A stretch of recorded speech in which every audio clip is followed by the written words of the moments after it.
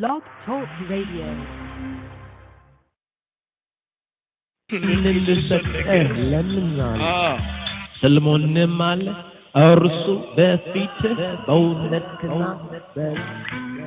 These are also the proverbs of Solomon, which the men of Hezekiah, king of Judah, copied out.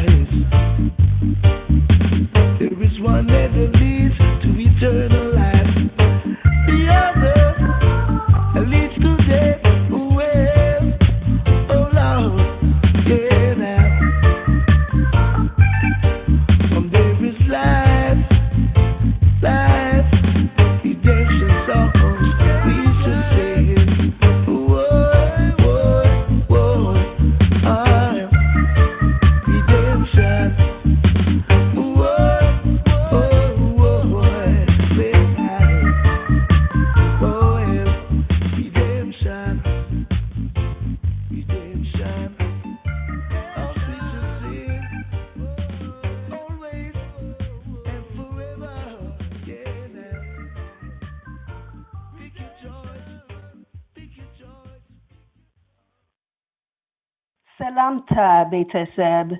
Greetings and welcome, family, to this special episode of Wisdom Wednesday with the Rastamandem here on Discipleship Radio.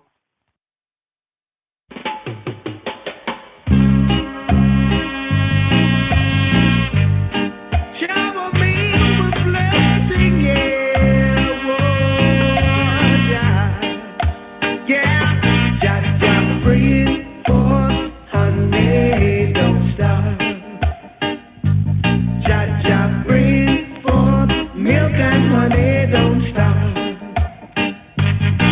Let the newsmen write what they wanna write. Let the wicked believe what they wanna believe. Jaja, bring forth honey, don't stop.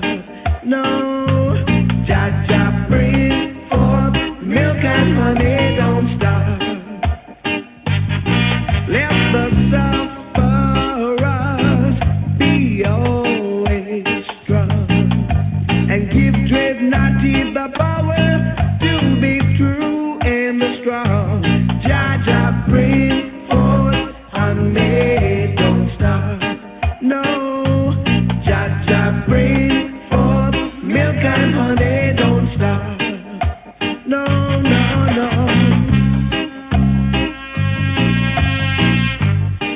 Shower me with love.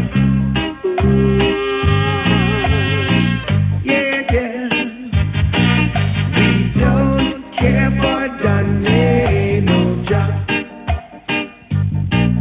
We don't care for Dante, no job. No, Jaja, bring forth honey, don't stop. Jaja, bring forth milk and honey, don't stop. Let the wicked believe what they wanna believe, and give dreadnoughty the power to be true and strong. Jaja, bring forth honey, don't stop. No, Jaja, bring forth milk and honey, don't stop. Bring it on, yeah. Oh, bring it, bring it, bring it, bring it, come on. Yeah, oh, yeah, bring it on, yeah. Ooh, Jaja, bring forth honey, don't stop.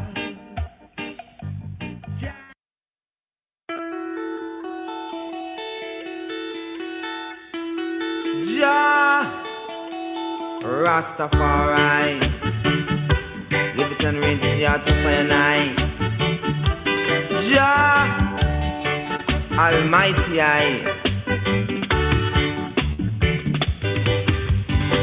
just a passing glance was all I had of Rastafari faith. Just a passing glance was all I had. Oh yeah. Just a passing touch of freedom I felt, move it in my soul, and it gives me the feeling that I'm gonna be free. Oh yeah. The people still rejoice to hear of the Father's word. I stay with him in the sky. Was not 1,000 years. It was a passing glance. That's all I had. After Rastafari faith, it was a passing glance. Was all I had. Oh yeah.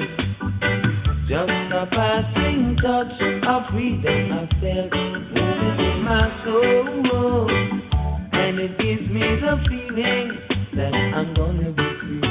Oh yeah. Oh yeah.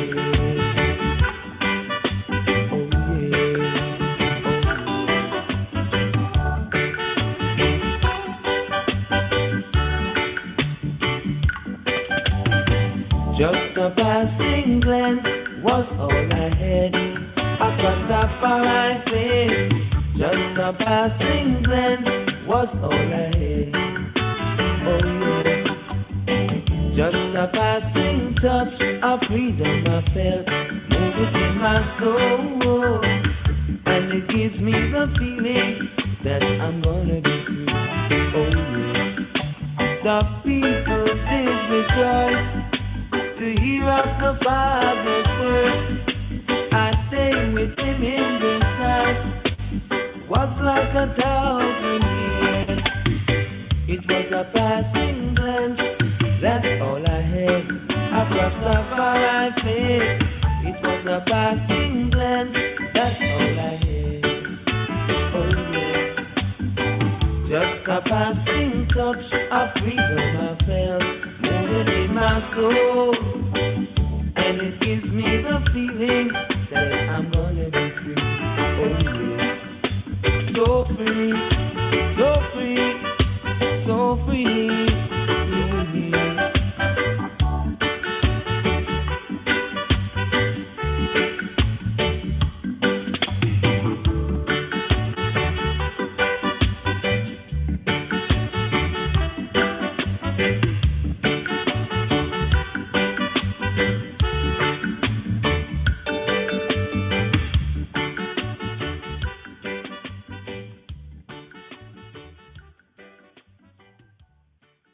Sabbatical study, this I Rastafari sabbatical study for this Shabbat strong, Shabbat strong. And here, here at the Rebbe,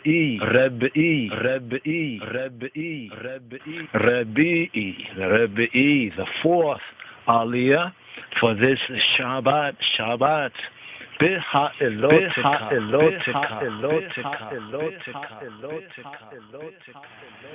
Here we pick up with fourth book of Moses, the Hebrew book of Numbers, called Numbers, picking up here for the Rebi'i Aliyah, offering up an Asfaw for this Shabbat, the alotekha, here at the 15th verse, Numbers 9 and 15, for the Rebi'i Aliyah.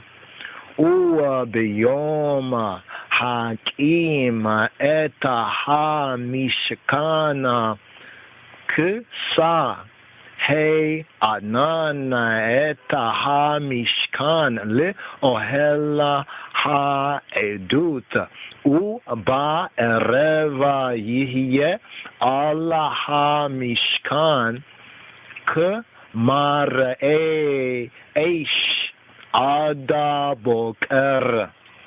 Here for the Rebi'i, the fourth Aliyah, here at Numbers chapter 9, verse 15, the order of the host, the guiding cloud. And on the day that the tabernacle was reared up, the cloud covered the tabernacle, namely the tent of testimony. The cloud covered Ha-Mishkan, namely the tent of testimony, the Ohel Ha-Edut.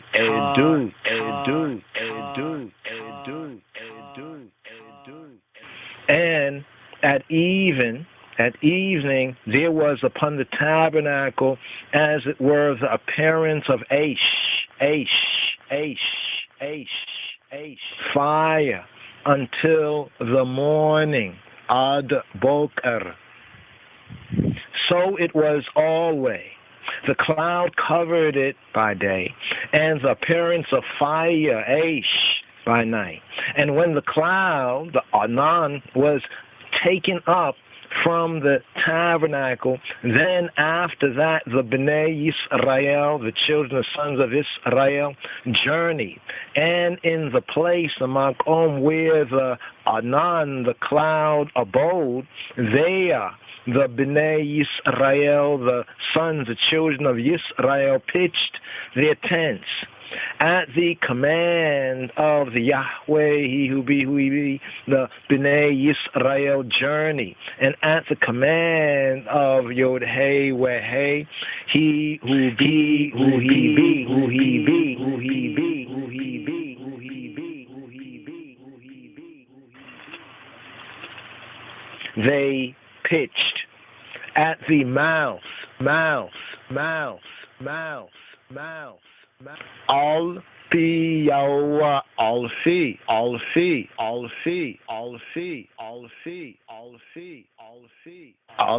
Yahweh at the fee, the pie,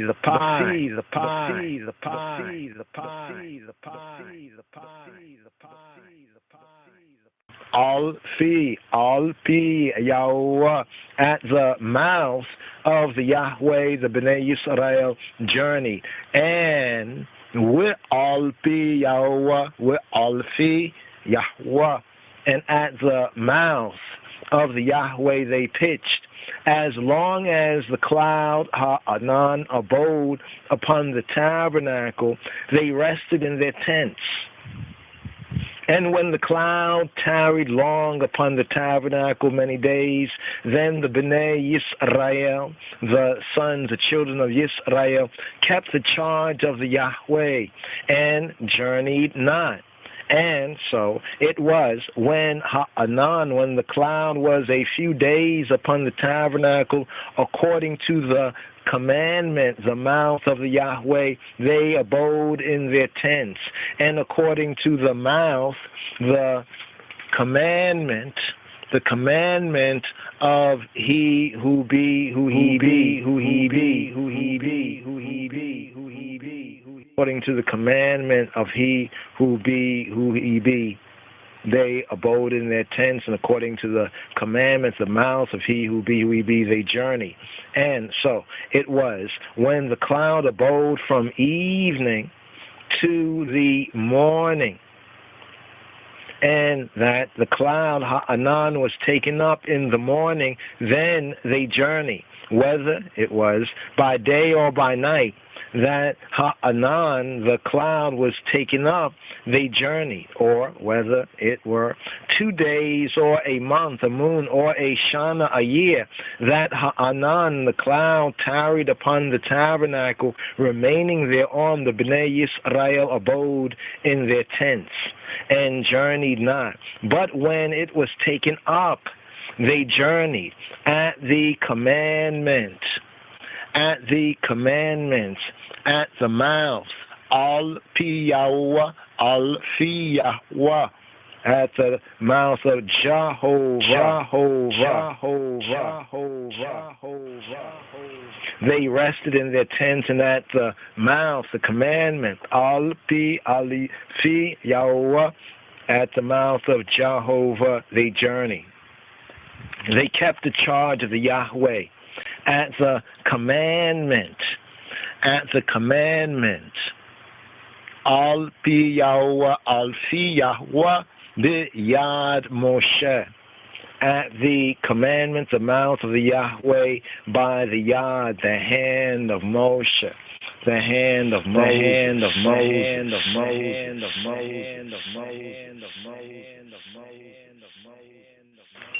Fourth book of Moshe, Hebrew book, that is called Numbers. Here, Numbers chapter 10, the order of the host. The 19th item, the silver assembly trumpets. And the Yahweh spake to Moshe, Lemor, saying, make thee 2 trumpets of silver, of a whole piece shalt thou make them, that thou mayest use them for the calling of the assembly, and for the journeying of the camps.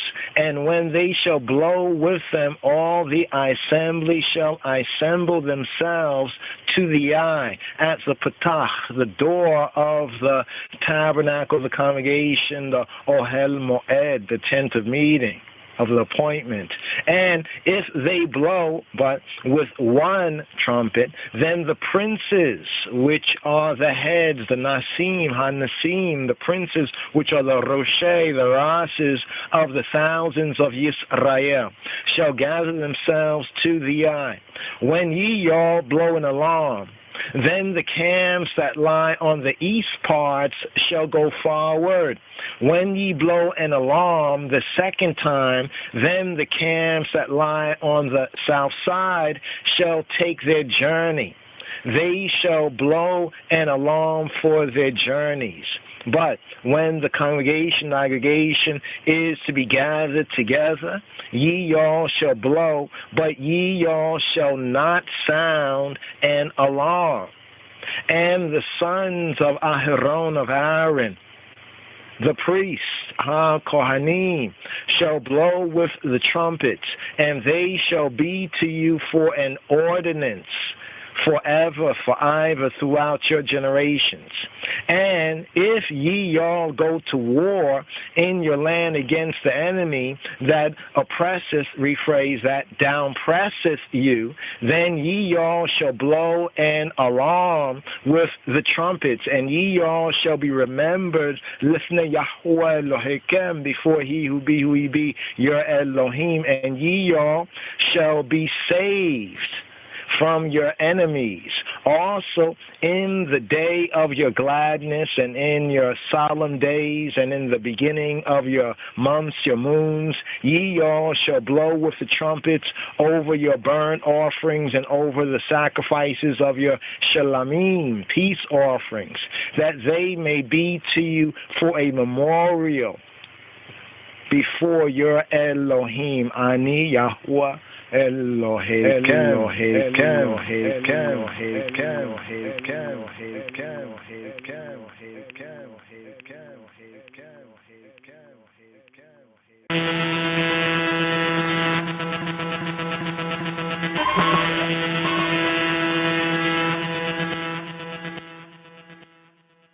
sabbatical study, this I Rastafari sabbatical study for this Shabbat Strong.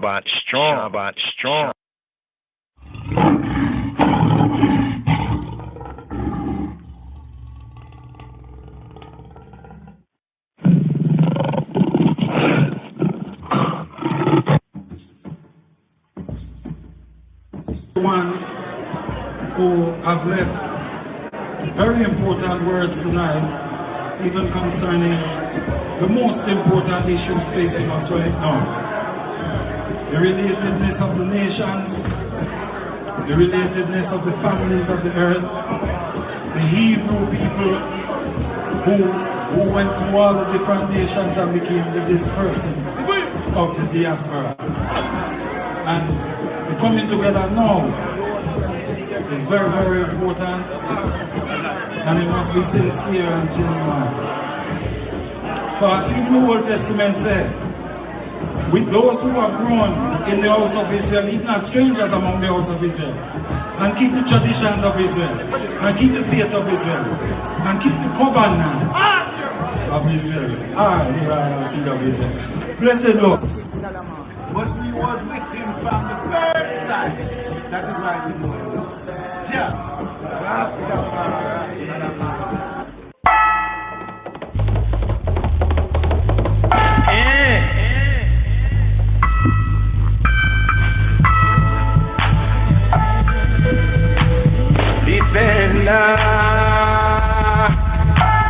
Defender, just a defender,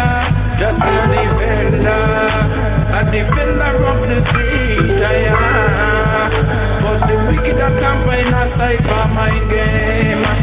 He may slap the long line of funeral chain, set in the water, them lies out straight. What you live from official, how the message complain.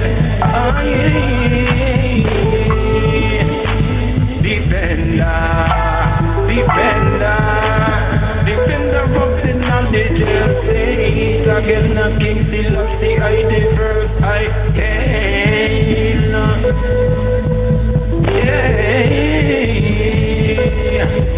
As a defender on the way.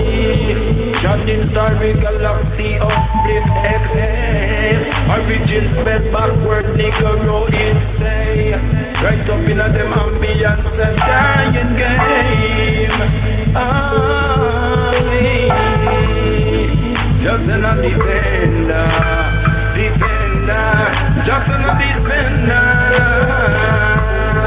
Shoot with the punch in the lightning ray. Economic crunching out of survival game.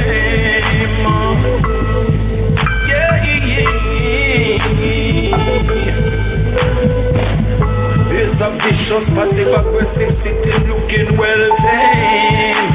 And stretch out unto Zion, Ethiopia. Amen, we dance in the emperor name. Recessional shall not lamb to the slaughter again. Waiting for the song after death. Know the rumor, the name. Just an defender.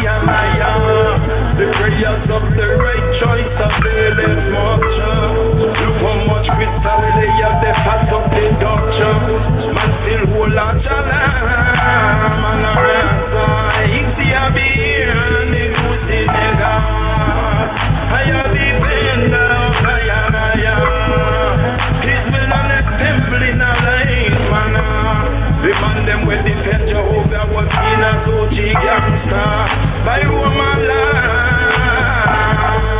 I talk of John the Baptist, yeah, I talk about Joshua.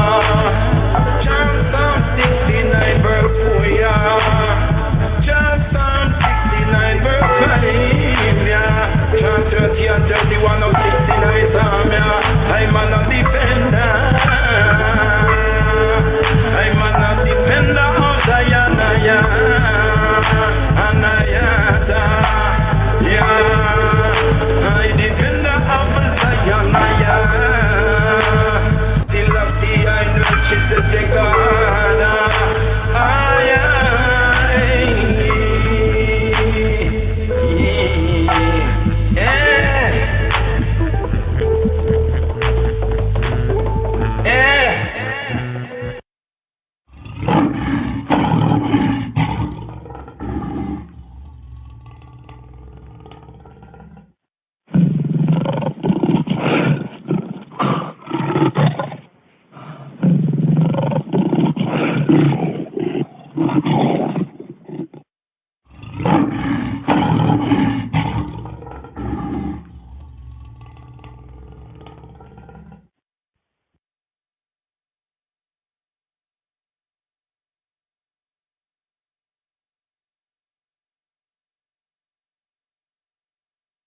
Salamta Beteseb.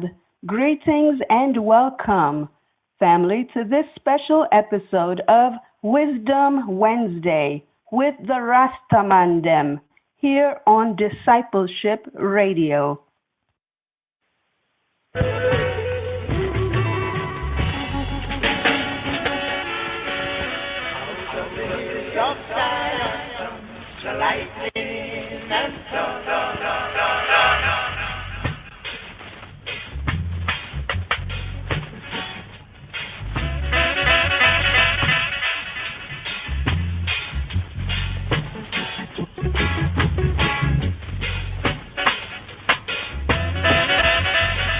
מזמור צד ד' אל נקמות אדוני, אל נקמות הופיע, הנשא שופט הארץ, השב גמול על גאים.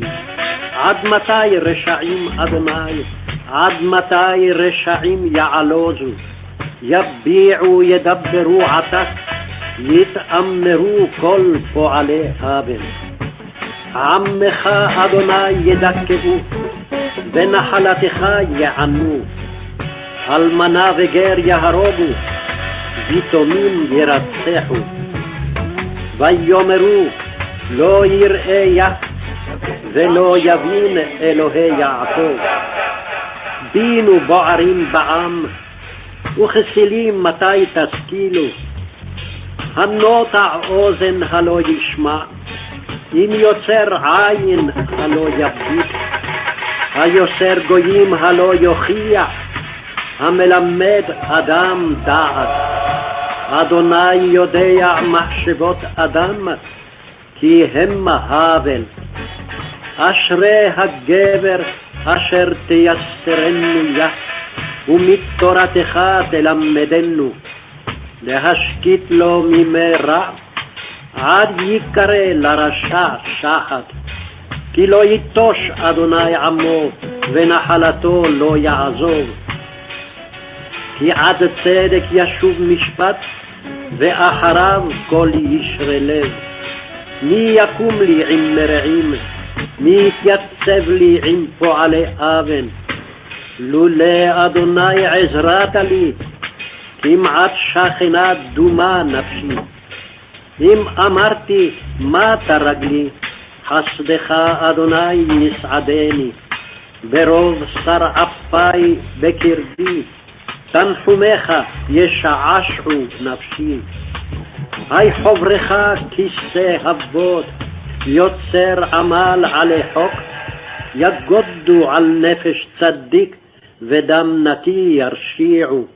ויהי אדוני לי למשגב, ואלוהי לצור מחסי. וישב עליהם את עונם, וברעתם יצמיתם, יצמיתם אדוני אלוהינו, אלוהינו, אלוהינו, אלוהינו, אלוהינו. Yes. Shalom, Chaverim. Shalom. Here for the fourth day service, the podcast here. Rastafari Wisdom Wednesday here, the fourth day of the Shabbat. That right there, but Ivrit in the Hebrew. We have the evening psalm according to the royal order of Ethiopian Hebrew, so the fourth day, Psalm 94 in the Hebrew. Here, English, dubwise. Yes, I. Psalm.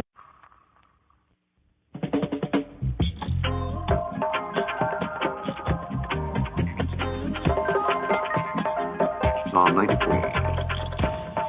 O Lord God, to whom vengeance belongeth, O God, to whom vengeance belongeth, show thyself. Lift up thyself, thou judge of the earth. Render a reward to the proud. Lord, how long shall the wicked triumph? How long shall they utter and speak hard things, and all the workers of iniquity boast themselves? They break in pieces thy people, O Lord, and afflict thine heritage. They slay the widow and the stranger, and murder the fatherless.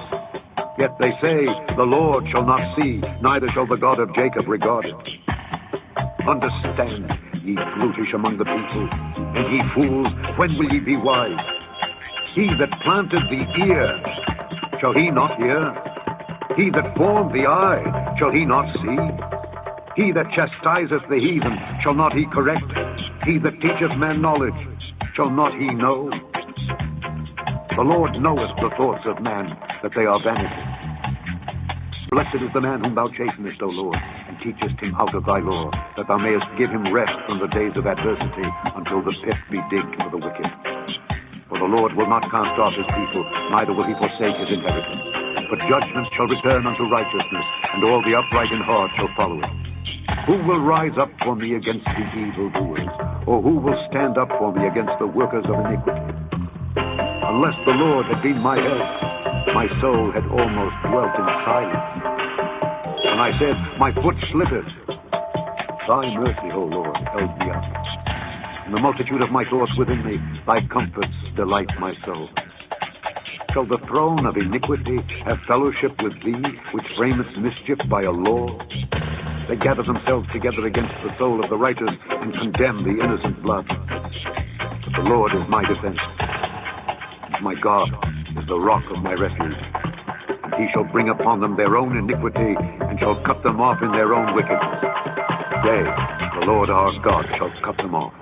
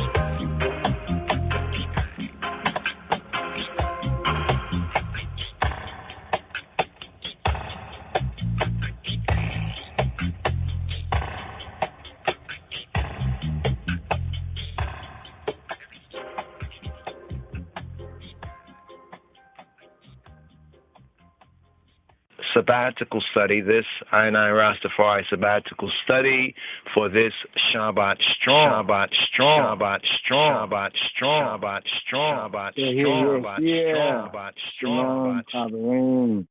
And counting Pentecost Day, Pentecost fully right here. This is the fulfilling of the seventh Shabbat, or the seventh Shabuah, seventh week right here, counting the 7 Shabbats complete. As it says in Acts of the Apostles, when Pentecost was fully come. So here, reason for the season right here. Just that note there, looking forward to the first day, coming forward tomorrow after the Shabbat for the Feast of the Holy Spirit in the upper room of Zion. Shavuot, harvest, fully come. Pentecost Day, the 50th day since the resurrection, the first fruits here in the season right here, bringing it forward to the harvest time. 2 sevens clash, right? 7 times 749 days, tomorrow after the 7th Shabbat. So looking forward to the full of Shabuot and to the Brit Chadasha in the upper room, the new covenant, the second part of the After Shabbat podcast. So here for the first part, the After Shabbat podcast, and then the first day service, aka the Sunday service. Looking forward. So right here, this Torah reading and feeding for Parashat alotekha, often rendered in the KJV as when thou lightest,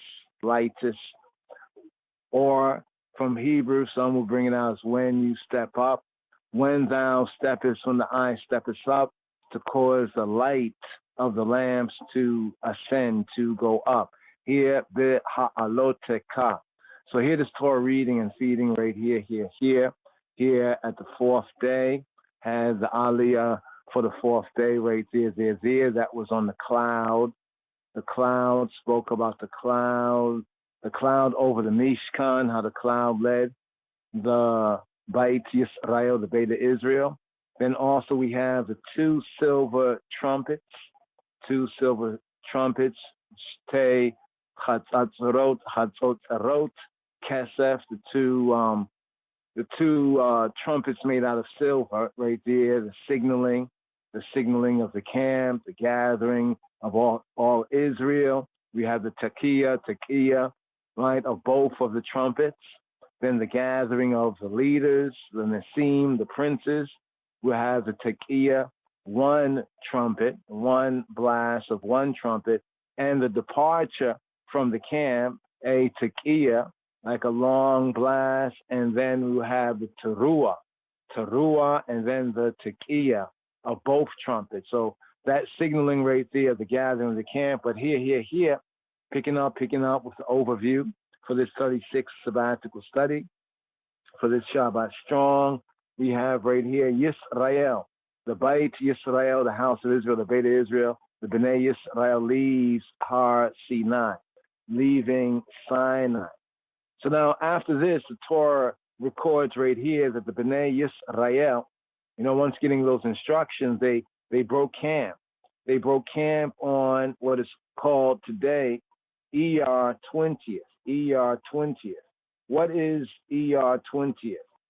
So in the latter time, right after the return from the Babylonian captivity, right, there was some adopting of some of the names of the months. So for the first month, the Torah calls it Abib, etymologically related to like Abebe, right, to bud, to flower in them hard. Also Abeba, a flower, Abeba, like Adis, Abeba, and Abebe, right?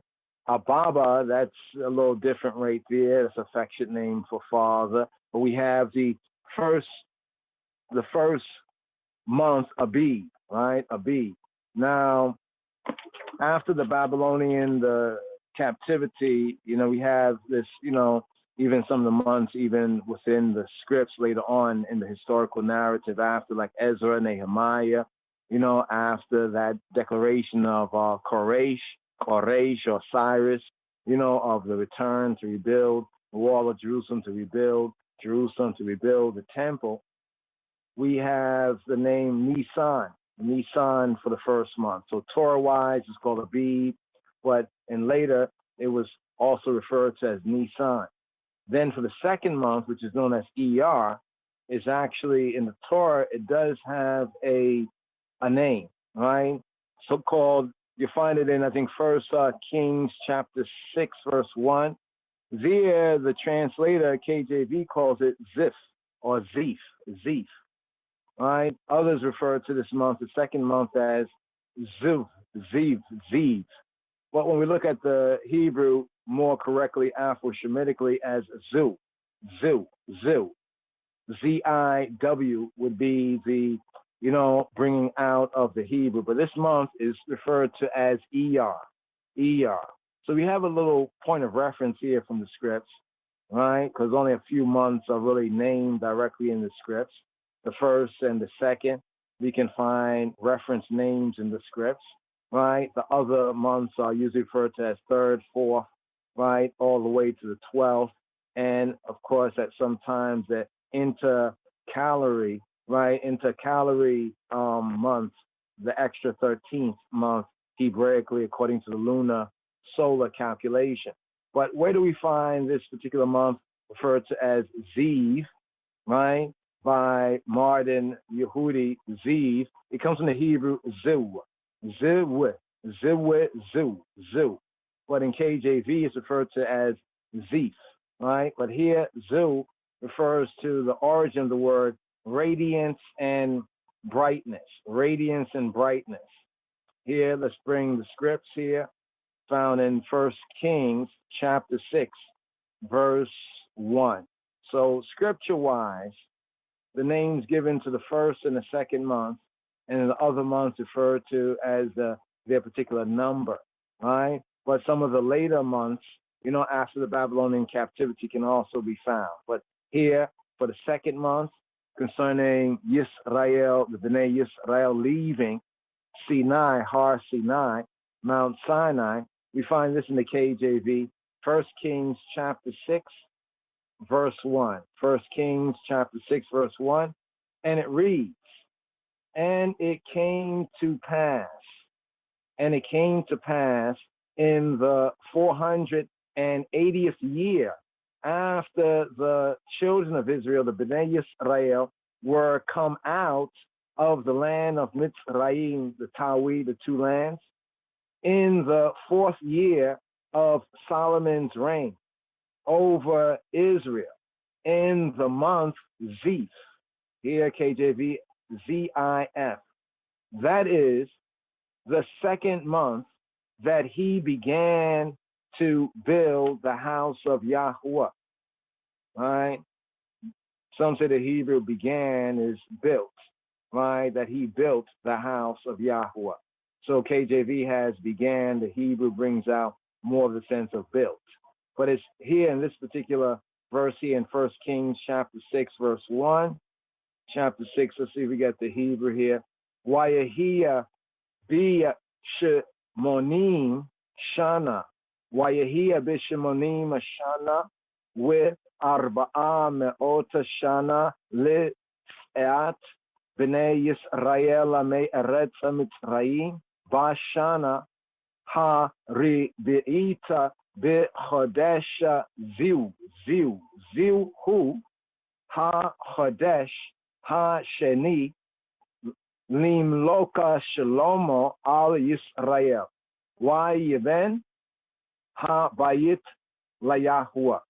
So that's the verse there from the Hebrew when Solomon once again, and it came to pass, Wayahi, Wayahi, and it be, and it came to pass, Wayahi, in the 480th year, after the sons of Israel, the children of Israel were come out of the land, says here, of Egypt, of Mitzrayim, Wayahi, Bishemonim Ashana, Arba'a Me'ot Shana, Li'tzeta B'nei Yisrael, Me Eretz Mitzrayim, from the land of Egypt. And it goes on to say, right here, in the 4th year of Solomon's reign, right? In the 4th year of Solomon's reign, Bashana, in the year Bashana,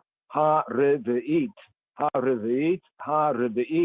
B'Chodesh, Ziu, in the month of, it says right here, Zu, in the month of Zu, right? So this word Zu, also Ziv, some says Ziv, in the KJV, they have it as Zif, Zu, Ziv, Zif, right? The name of the second month of the year, corresponding here, they say, to the April-May time, According to Strong's right here, Zu, right? Zu means to be prominent, right? Properly brightness. That is, in a figurative sense, this is the month, the moon of flowers, Zu, right? Zu. also corresponding to ER, or roughly the moon of May, right? Roughly the month of May. So after this, the Torah records and records, the records record that the Bnei Yisrael, the Israelites, broke camp on ER 20th or Zu, right? 20th, Zif 20th of their second year in the Midbar in the wilderness, journeying in the formation. They journeyed in formation from Har Sinai, from Mount Sinai. So there's an order here that's being commanded and being put into effect.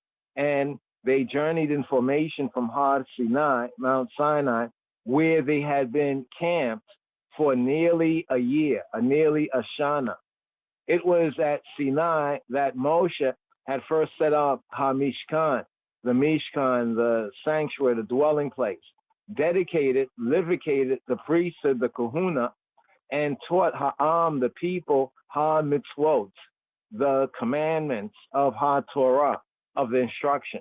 Now, in the, quote, second year, in the second month, right, on the 20th day of the month, that's how the Torah brings out the second year, the second month, the 20th day of the month, corresponding to Zif 20th, Zu, Ziv 20th, ER 20th. The cloud, Ha-Enan, lifted from over the tabernacle, and the people began to set out by stages, like by groups. This group stage go out, this one in an order, toward the Midbar, towards the desert of Paran in the Negev. The Negev, some say the Negev, the south, the southern region, the place where Hagar and Ishmael were once abandoned. This is the place, the Negev, where they set out from Sinai, right, toward the desert of Paran in the south, in the Negev. And that's the place where Hagar and her son Ishmael were once abandoned. Now, firstly, in setting out in these stages, we have the eastern camp. The eastern camp. So when we look at the formation, right, of the camp and the ordering of the camp, it's like when we say a plus sign or a true cross measuring the east. There's the east, those on the east side, those on the west side, the north and the south. Right? So as they begin to break camp, the first to break camp is along that eastern of the true plus sign, the true cross, that eastern portion, right? The eastern camp that's led by Yehuda, by Judah, set out. Now also in Numbers, it has, I think, 186,000, and studying like science and what has been recorded, the speed of light. So the number of that camp corresponds to the speed of light. And it's interesting because the east, so the light rises on the earthly plane from the east, that we get the first is the eastern camp led by Yehuda, the tribe of Yehuda, that sets out. This is now followed once the tribe of Judah led camp, right? So there's three, right? That is followed by the Levites, the looong. The Levites then followed, who moved, they would move now the tabernacle. So the earlier in this portion, even here, we go over it again, we see that the Levitical, right, is like 4 parts, you know, and to like the 3 sons plus Aharon and the priests, they have their particular responsibilities when the camp is moving forward. And each of the 3, we could say clans, mishpakas of the Levites, have their role to play in the camp moving and what they would bear, what they would carry, you know, so forth and so on. So first, the eastern camp. So we have the camp is set out as from a heaven, a ground view, like a cross, like a true cross. Right? And this is interesting and important to get this visualization right here. Right? So like from, like we say, like the God view, from a Shemayim view, from a heaven view, seeing this order, right? Seeing this order right here.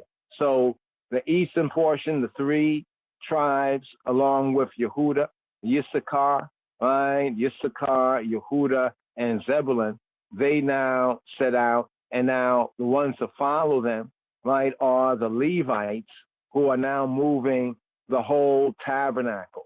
Then next we have the southern camp. The southern camp, right, of Reuben, right? So each camp had 3 tribes there, but there was a leader, the particular tribe that will be the leader of that camp. The southern camp's leader was Reuben sets out. And they're now followed by the Kohathites.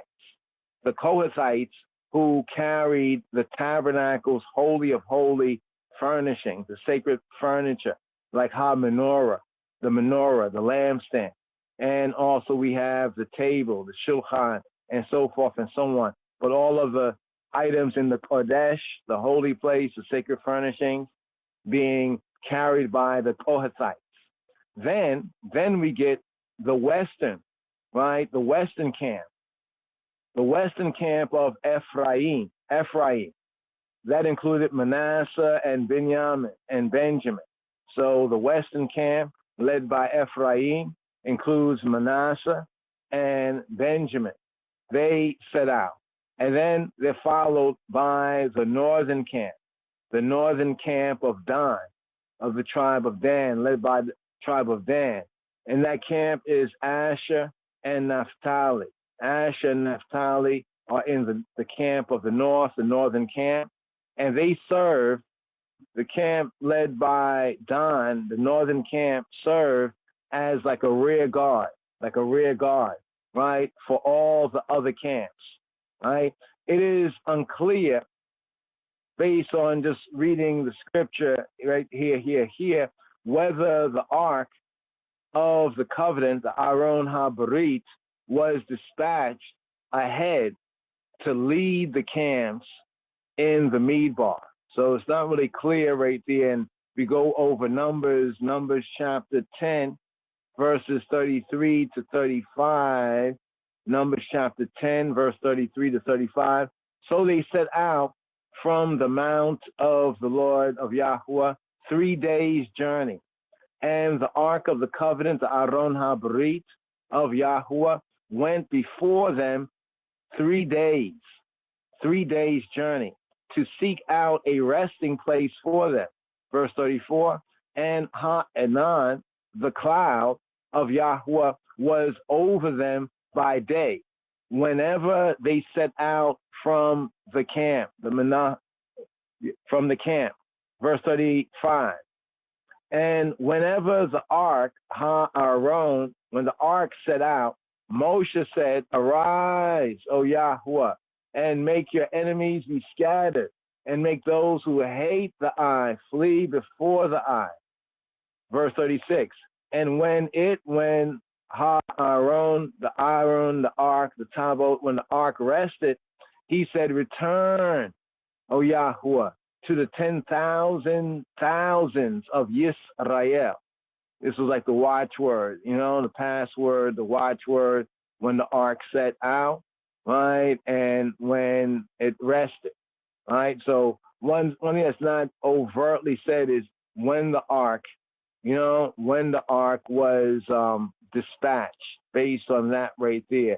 Because we know the cloud lifts up, the cloud moves forward, and it would be that, no doubt, that would be one of the initial things done. And right after that, Judah would follow, just based on what we have here in Numbers chapter 10, verse 33, right? Chapter 10, verse 33 to 36, where it says that there was 3 days, check out the number, HaShalush, HaKadosh, 3 days journey. The Ark of the Covenant of Yahuwah went before them, right? 3 days journey to seek a resting place for them. And then it says the cloud of Yahuwah was over them by day whenever they set out from the camp. So once the cloud, right, ascended, Allah went up, that key word here in alotekha, the aliyah, Allah, to ascend. Once the cloud lifted up from off of the tabernacle and began to move forward, it would seem clear if the Ark of the Covenant of Yahuwah went before them, that them there is the Israelites. And therefore we know that the signal for the camp to begin moving was when the cloud lifted up from off of the tabernacle. So the cloud lifting up from off of the tabernacle, that was a sign, no doubt, to get the ark ready, right? And they would set out, right? And then the tribe of Judah, following right behind, because the ark is in the first position and the cloud is over them. The cloud is over the ark, you know what I mean? And right next to the ark's movement, no doubt, would be the tribe of Judah, right there. Just to put that into context, and if we literally read it, we might not see, when it doesn't say, okay, the ark is going to move now, but the connection of the narrative in Numbers chapter 10, verses 33 to 36, I think it makes it very clear, because this is the section right after the section where it spoke about the cloud over the Mishkan, right? The cloud over the Mishkan, right? Where in this portion, it repeats the events that ended the book of Exodus, describing how the cloud, the Shekinah cloud, covered the tent of meeting. And that whenever the cloud lifted, it aliyah'd up, like Allah lifted up, the people of Israel, the sons of Israel, would set out. And whenever it rested, the people would camp. They would set camp. And the B'nai Yisrael traveled this way for the 40 years in the Midbar, in the desert, never knowing, or the wilderness, never knowing when a journey would begin or how long it would last. Numbers chapter 9, verse 15, and the Torah portion, Pekude, is a point of reference here. So here we get the information, right, from Numbers chapter 10, verse 33, chapter 10, 33 to 36, that the ark leads, right, but the cloud signals it's time to break camp, and the cloud moves. So the ark, right, and the cloud is together, right? And then by mentioning the tribe of Judah, once the cloud is on its way in the ark as well, the tribe of Judah, we can say close behind, as it were, right there. It's almost like His Majesty's, the personal insignia or the throne room was called the throne room, which is like looking into the Holy of Holies, right? And looking from the tabernacle position with the tribe of Judah right at the one entrance. The tribe of Judah, the three camps down the east side, Issachar, Zebulun, and Yehuda. Yehuda in the centermost portion being the leader of that tribe, that when the cloud starts to move and those who are moving the ark, right, are moving the ark at that time, that those two are moving together, in finding a place. And this is why it mentions the east, the eastern camp led by Yehuda is setting out, So it's kind of interesting just to meditate, how the timing was. Did the cloud lift up first, began to rise, the priest noticed, everyone near to encamp near the sanctuary notices this, and it's just a matter of getting ready, getting on the move. And then would it move gradually, giving the ones time to prepare, the items, especially the Ark of the Covenant, that would move as well. Remember the Ark, notice this is interesting, that the Ark of the Covenant would not be carried on any like wagons or, it was supposed to be carried on the shoulders, right, of those Levites that was appointed, right, carried on their shoulders. So we can see this, just how everything would flow. But whenever the B'nai Yisrael, whenever they broke camp, the cloud over the Mishkan, as we mentioned, would ascend as a column, right, and rest, it is said, over the tribe of Yehuda, right? The silver trumpets in the order of things would then sound for the departure of the camp, for the breaking and the departure of the camp. And everyone would begin mobilizing. So it's like almost an automatic mobilization. What's interesting, historically speaking, even amongst the Israelites of Ethiopia, in the royal order of Ethiopian Hebrews, that until recent times, the king's camp, Solomonic Davidic king's camp in the highlands of Ethiopia were usually very mobile, right? Would move in that sense from place to place. So therefore that tribe of ones and ones mobilizing, and being ready on the instant. The difference is that in the camps of, we could say, the Israelites of Ethiopia, it's like when the king, decided to break camp, but how ones and ones had to be ready. This is the key. So when the Kohathites were ready to move the ark and the sacred objects, right? The Kohathites are the ones appointed, to move the ark and the sacred objects. So, the ark will be carried on the shoulders of at least 4, of the Kohathites. But then there were the other Kohathites as well that would focus on their respective, the sacred objects, after the priests had prepared them, covered them properly. Moshe would say the following words. And these words, very interesting. We have it in Psalm 68. These particular words right here, they are adapted in Psalm 68. Let's see if we can bring that up right here. Psalm 68, because we have a Torah reading and feeding here, touching on this here, as well as today's daily song. He would say the words, arise, Yahweh, rise, O Jehovah, let your enemies be scattered, make your enemies be scattered. Uma, Yahweh, we yafutsu, oibeka, we yanusu, misaneka, mi paneka, we yanusu, and let them flee. We yanusu, mi saneka, those who hate the eye, mi paneka, from before you or from your face. So these particular words, arise, O Yahweh, and make your enemies, may your enemies be scattered. Uma, Yahweh,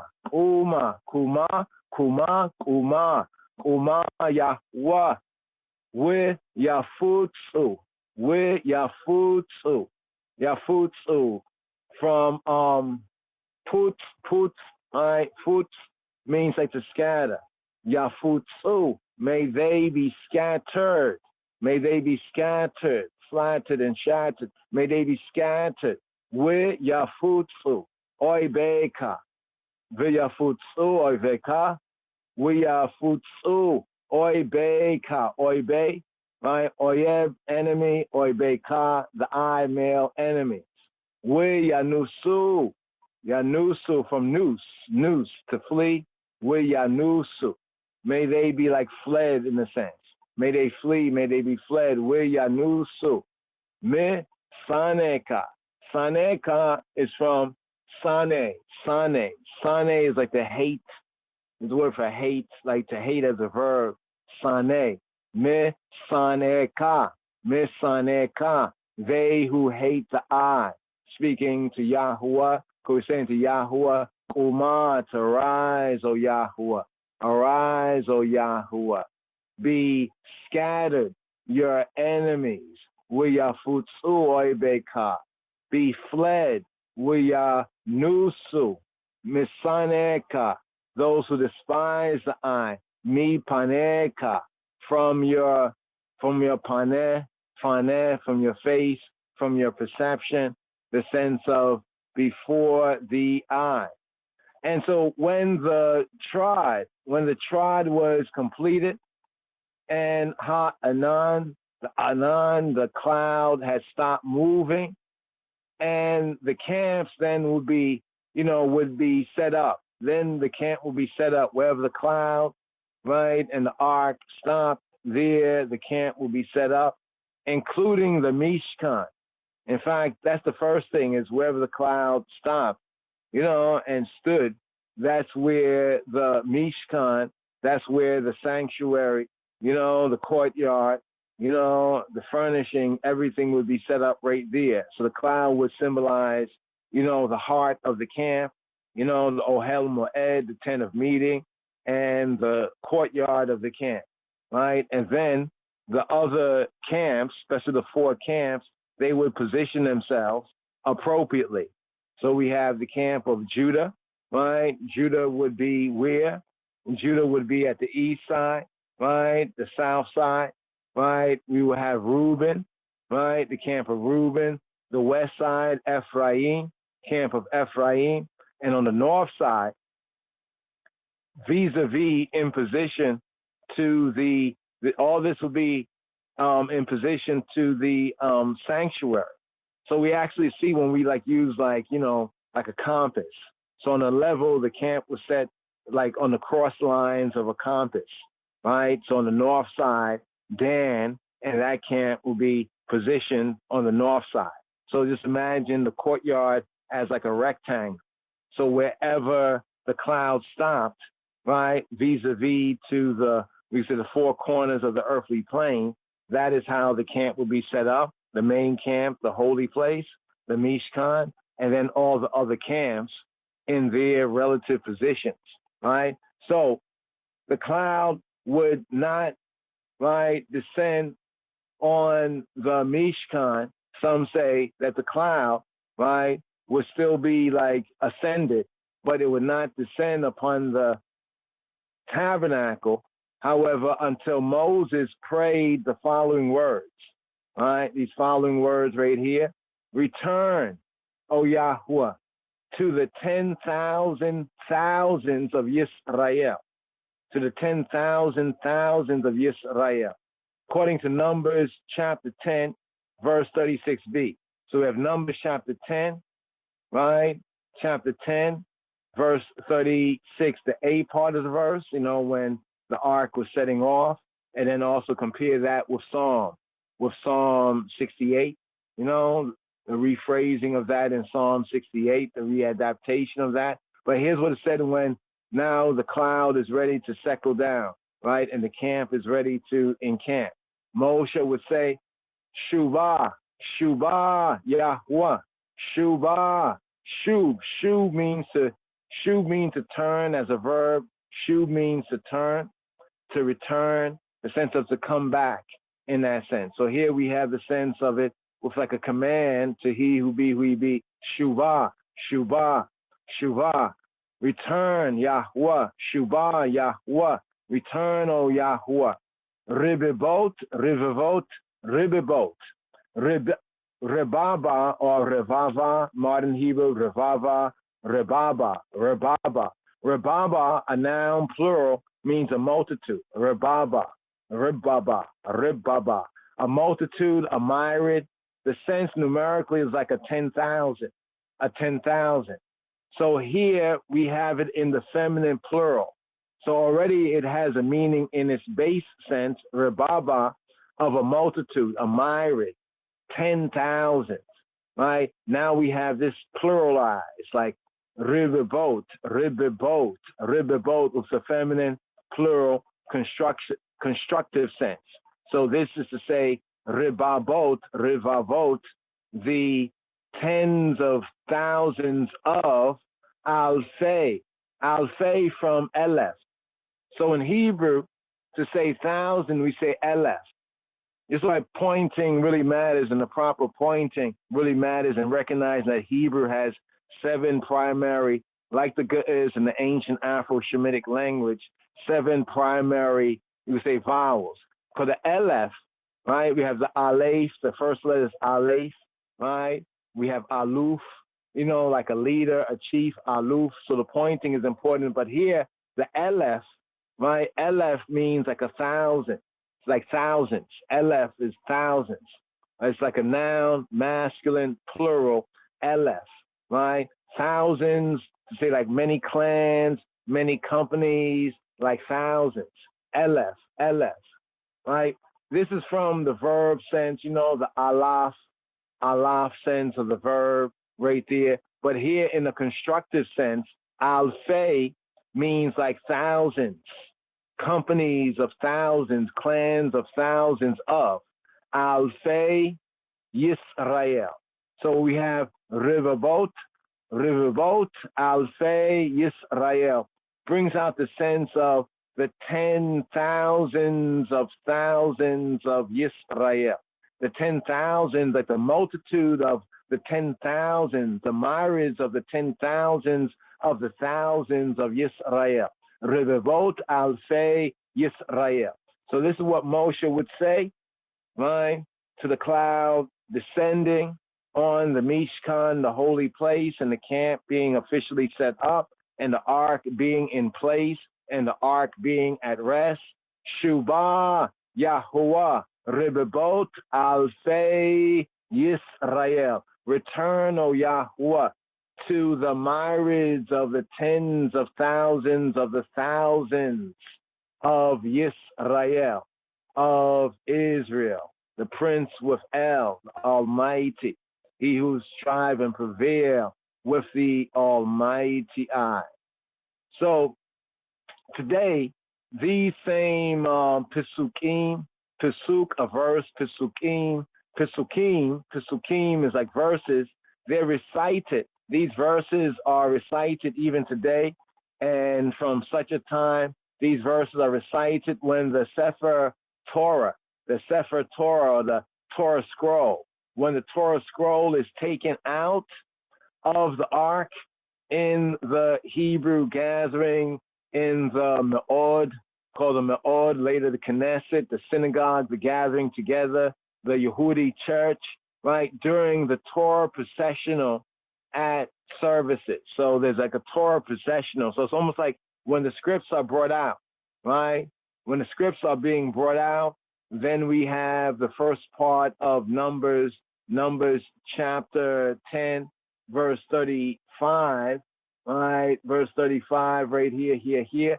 Uma Yahuwah, Wiyafutsu Oibeka, Wiya Nusu Mesaneka, Mipaneka. Arise, O Yahuwah, may your enemies be scattered, and may those who hate you flee before the eye. It's almost like to say, like what's in the gathering together, when we bring out the scripts, we'll rise up that chant right there. And when the scripts are returned to their place, because in the Yehudi church, much like the Ethiopic on a principal level, where the scrolls are kept within the gathering is called the ark. So when the scrolls are brought out, these Pesukim, these verses are said, bringing out the scroll. This verse is said, Kuma Yahuwah, rise, O Jehovah, we Yafutsu Oibeka, and may your enemies be scattered. We Yanusu Mesaneka Mipamneka, and may they flee. May those who hate you flee from before the eye.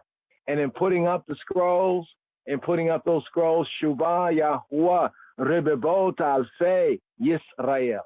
Shubah Yahuwah, Rebebot Alfei Yisrael. Return, O Yahuwah, to the myriads of the tens of thousands of Yisrael.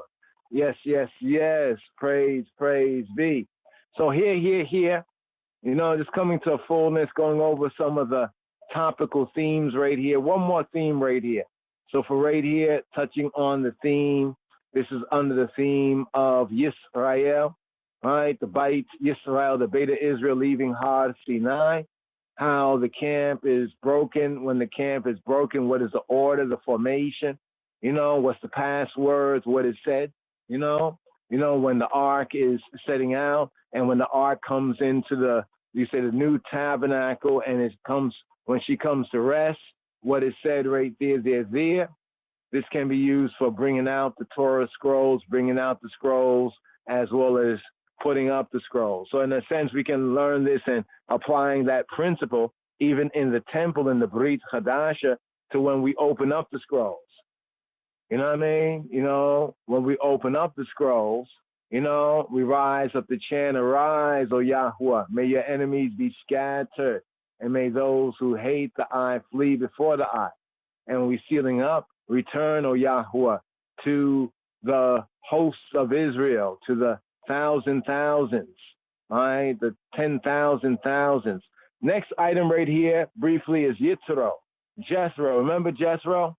Moshe's Midianite, some say Cushite related, Midianite father-in-law, the priest of Midian, right? He leaves Israel. Does he leave the Beit Israel, the Beta Israel? Does he leave the Bnei Israel?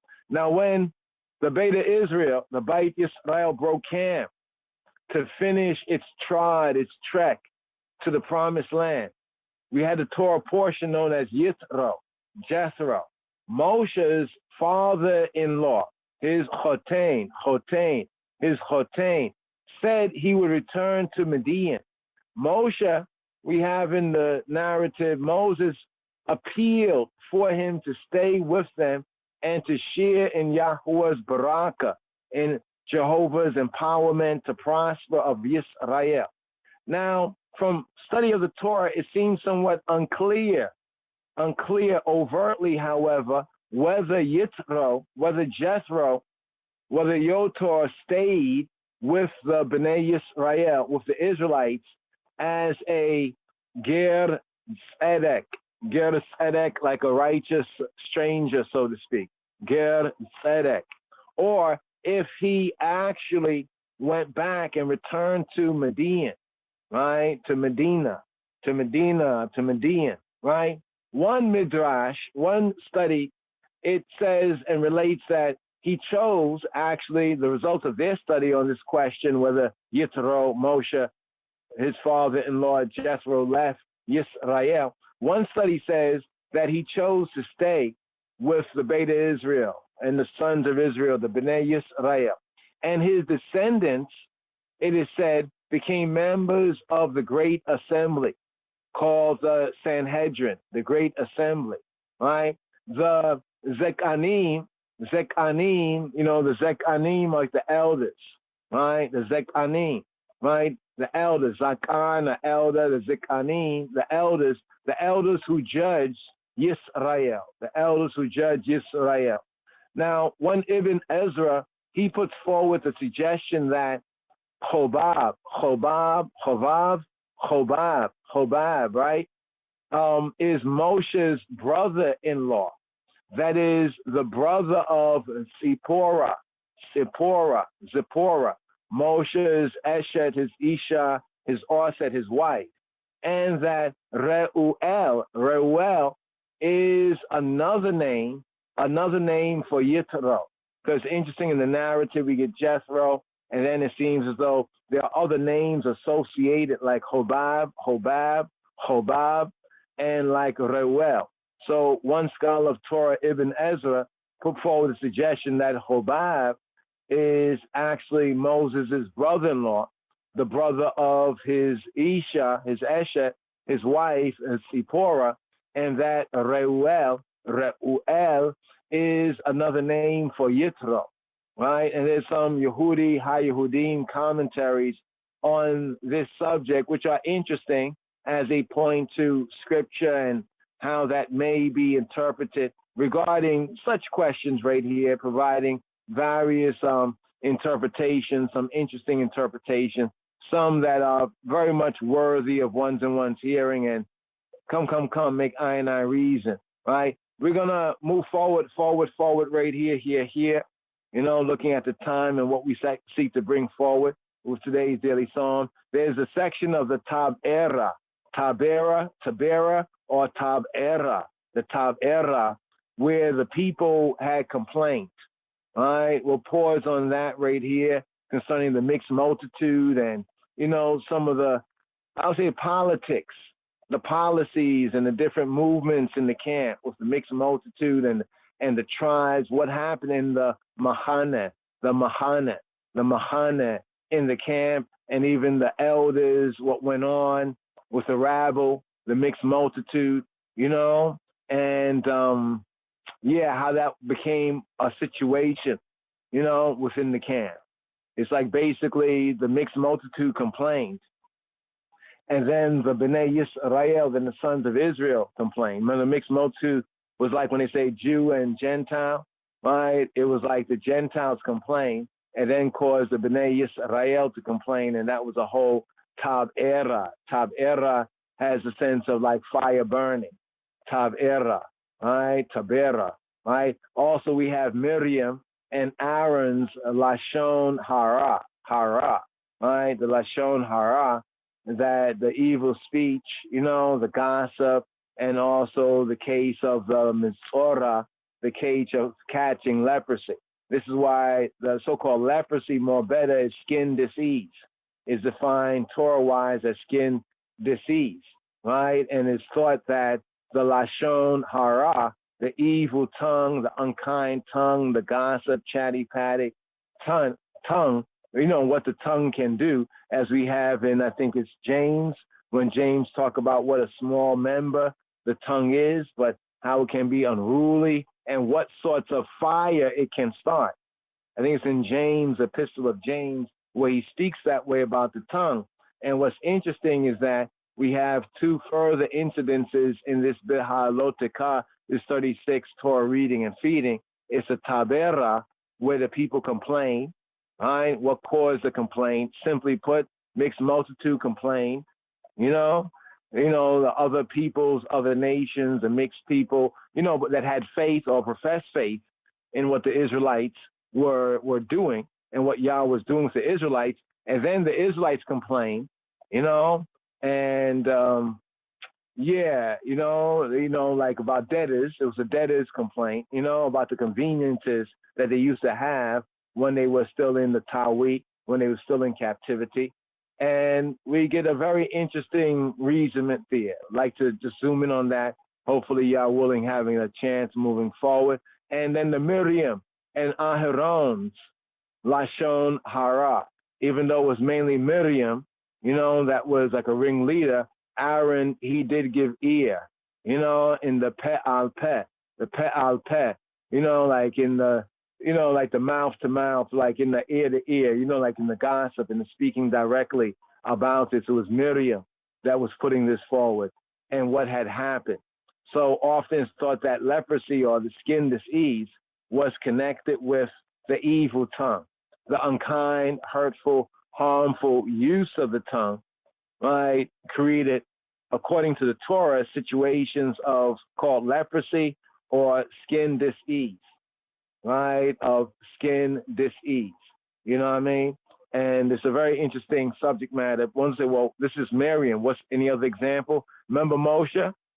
When Moshe said, like, he wanted a sign or something, he said the people would not believe. Remember Moses said that the people would not believe that Yahuwah had actually revealed, that the patriarchal Hashalush HaKadosh had actually revealed, right, to him, that he thought the people wouldn't believe this amazing thing that went on.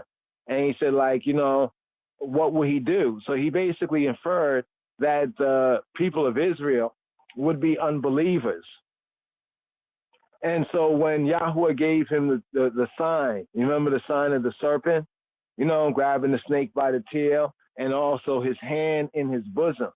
The hand in the bosom, since the hand has a symbol, the hand does work, and the hand of Yahuwah, the hand, by the hand of Moshe, by the hand of Yahuwah, the hand has a particular symbol. The hand is power, basically. The hand is power. I think in the previous psalm, it talked about by the power of the sword.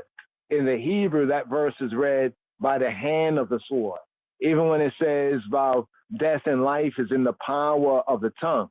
In the Hebrew, also the Royal Amharic and the Ge'ez, the Afro-Shemitic languages, it brings out in the hand, right? It uses in the hand. It's in the hand of the tongue. Now we know the tongue doesn't have a hand, but it's because the hand is a symbol of power. So when Moshe was told to put his hand in his bosom, right, and take it out, we note that his hand was leprous.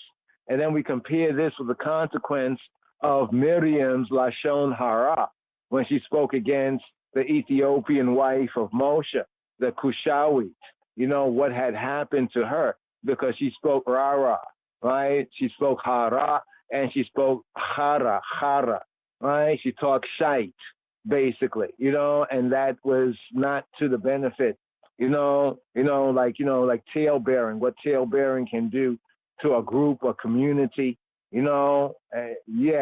And then she was given that skin disease, that leprosy, right, where her other skin was turned white, right there. So that happened with Moshe's hand.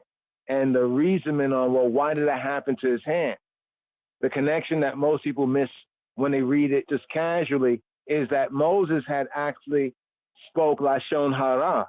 He spoke evil of the children of Israel. We said, well, how he spoke evil? He said that they would not believe. They would not accept it. and he needed signs, and therefore signs was given to him. But one of the signs given him concerning that hand in the bosom, right? Speaking the Lashon Hara, Moses was sent forward with that. He's the authority, he's the power. Yahweh spoke to him, speaking to the people. Don't doubt, like, oh, they're not going to get it. You know, like sometimes we'll say, well, I ain't going to tell one. They ain't not going to believe me. Like, that's like prophesizing in a sense, though Moses is not prophesying there, but he did say that they would not believe. And what happens? When Moshe actually goes to the people and tell them, you know, they receive it, they believe it, they're joyful, they're like, yes, almost like about time, yes, they believed it. So that explains this leprosy connection, right? The mitzvah, right? The mitzvah is a word, leper. But then if we look at it in the Hebrew, unpointed, right, with proper pointing, we could have the motzi. Motzi is one who brings, from the same letters of mitzvah, we have the motzi, the bringer of ra, evil in a sense of hurtful, harmful, bad things. And remember the power of the tongue, right? Death and life is in the what? The power of the tongue. And for further on that, James speaks of that, you know, as well, the power, you know, the power that is within the word, the tongue, and the taming of the tongue. Yes, We're going to ride up right here, but to the theme of the Psalm 68, the password, right, arc setting forward, right, and arc resting, password, but here, from the arc setting forward, here, forward. Let God arise, let his enemies be scattered. Let them also that hate him flee before him. As smoke is driven away, so drive them away. As wax melteth before the fire, so let the wicked perish at the presence of God. But let the righteous be glad, let them rejoice before God. Yea, let them exceedingly rejoice. Sing unto God, sing praises to his name. Extol him that rideth upon the heavens by his name, Yah, and rejoice before him. A father of the fatherless, and a judge of the widows is God in his holy habitation. God setteth the solitary in families. He bringeth out those which are bound with chains, but the rebellious dwell in a dry land. Yeah, note that right there. Who causes famine? Is it God or is it man? Well, right there. Psalm 68 says, the rebellious dwell in a dry land. Remember, that's the same psalm that has princes shall come out of Egypt, Ethiopia stretch forth her hands unto God. Right here, look on Psalm 68 on the password that we find in Numbers chapter 10. Right here.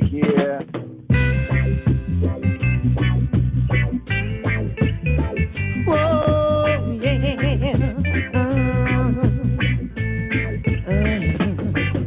The Bible tells us that God will come again in a new name. It will be terrible and dreadful. Amongst the Eden, call upon his name in this time. It must be Jah. Yes, it must be Jah. Psalm 68, show I that. The Bible tells us that mothers and fathers will be against their choice to call upon his name in this time. It must be Jah.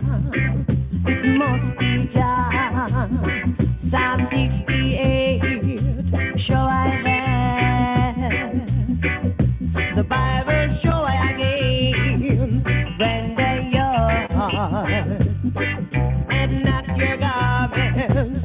Look at the people going to church this day. It must be Jah.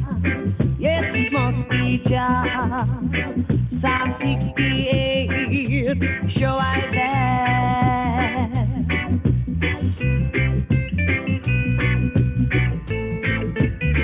Whoa, yeah. The Bible show again, render your heart and not your garment. Look at the people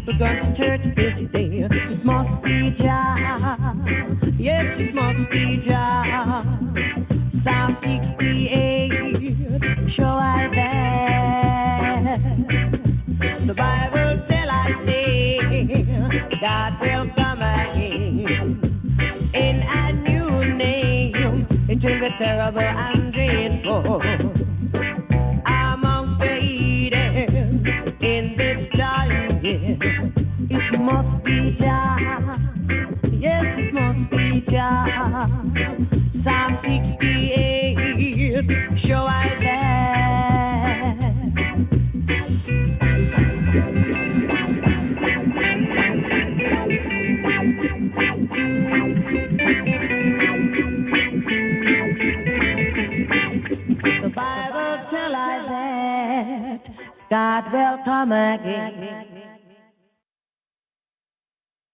Yes, yes, yes. New name. Psalm 68. Psalm 68. So here.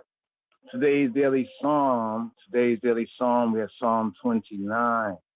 Very important. You know, this psalm is one of the Shabbat, the Kabbalat Shabbat psalms, you know, Psalm 95 to 99, plus Psalm 29. So right here, got Psalm 29 right here. Shema'ah Yisrael. Psalm 29. Right here. Give unto the Lord, O ye mighty.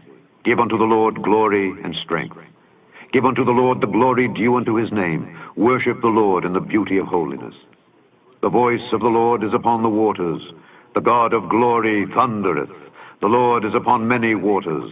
The voice of the Lord is powerful. The voice of the Lord is full of majesty. The voice of the Lord breaketh the cedars. Yea, the Lord breaketh the cedars of Lebanon. He maketh them also to skip like a calf. Lebanon and Syrian like a young unicorn. The voice of the Lord divideth the flames of fire. The voice of the Lord shaketh the wilderness. The Lord shaketh the wilderness of Kadesh. The voice of the Lord maketh the hinds to calve, and discovereth the forests. And in his temple doth every one speak of his glory. The Lord sitteth upon the flood. Yea, the Lord sitteth king forever. The Lord will give strength unto his people. The Lord will bless his people with peace. Peace, peace, peace, peace, peace, peace, peace, peace. Yes. So we have Psalm 29. I know we share this psalm on the Shabbat time as well, but right here. Let's see if we can bring this forward right here. Yeah, Psalm. Here we go. Check. The Lord will bless his people with peace. Peace, peace, peace, peace, peace, peace, peace.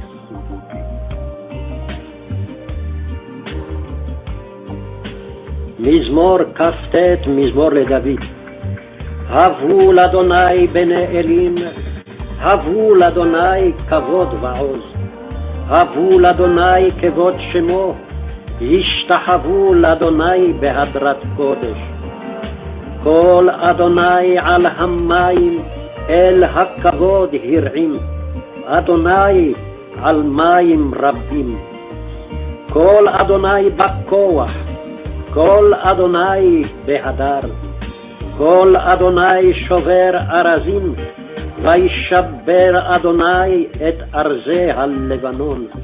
וירקידם כמו עגל, לבנון וסיריון כמו בן ראמים.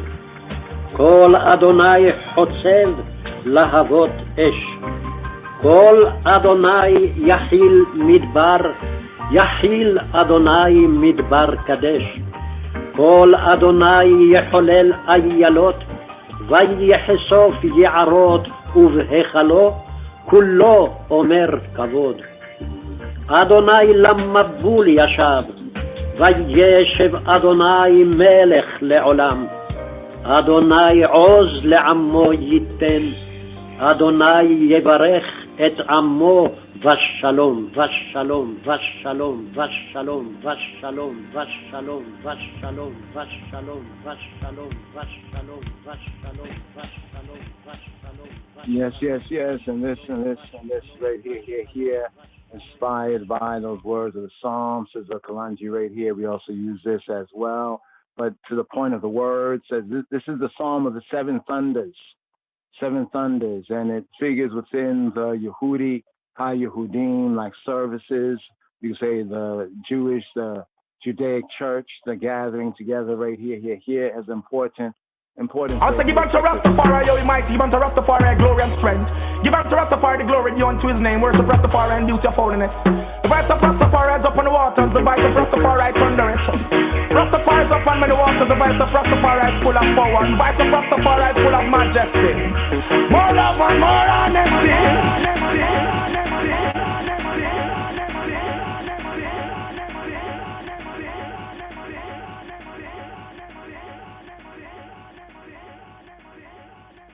All right, there's a lot to share on today's Daily Psalm, but we're going to go to some basics as we have been doing for the last several Shavuot, since in Pesach, even before Passover.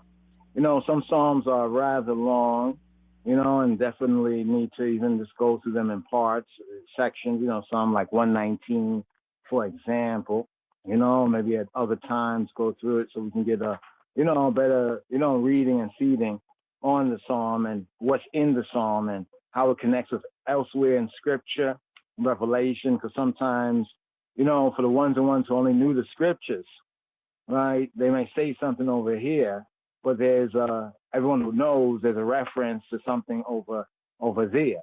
So right here, the theme of today's daily Psalm right here. Let's bring this up right here. We have Psalm 29. Today's daily Psalm, according to the royal order, is Psalm 29, Mizmor Kaf 8. Kaf Tet, Kaf Tet, Kaf Tet. Right?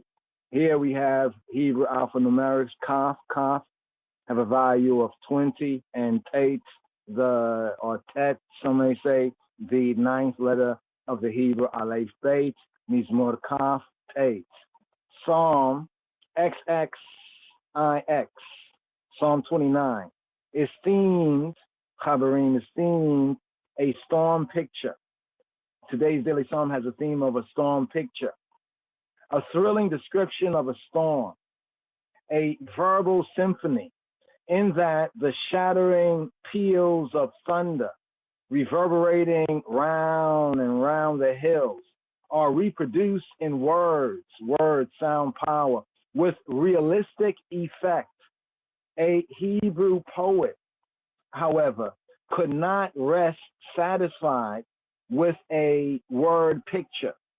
His really just, righteous, spiritual genius induced him to interpret the thunderclaps as the majestic voice of Yahweh Eloheinu.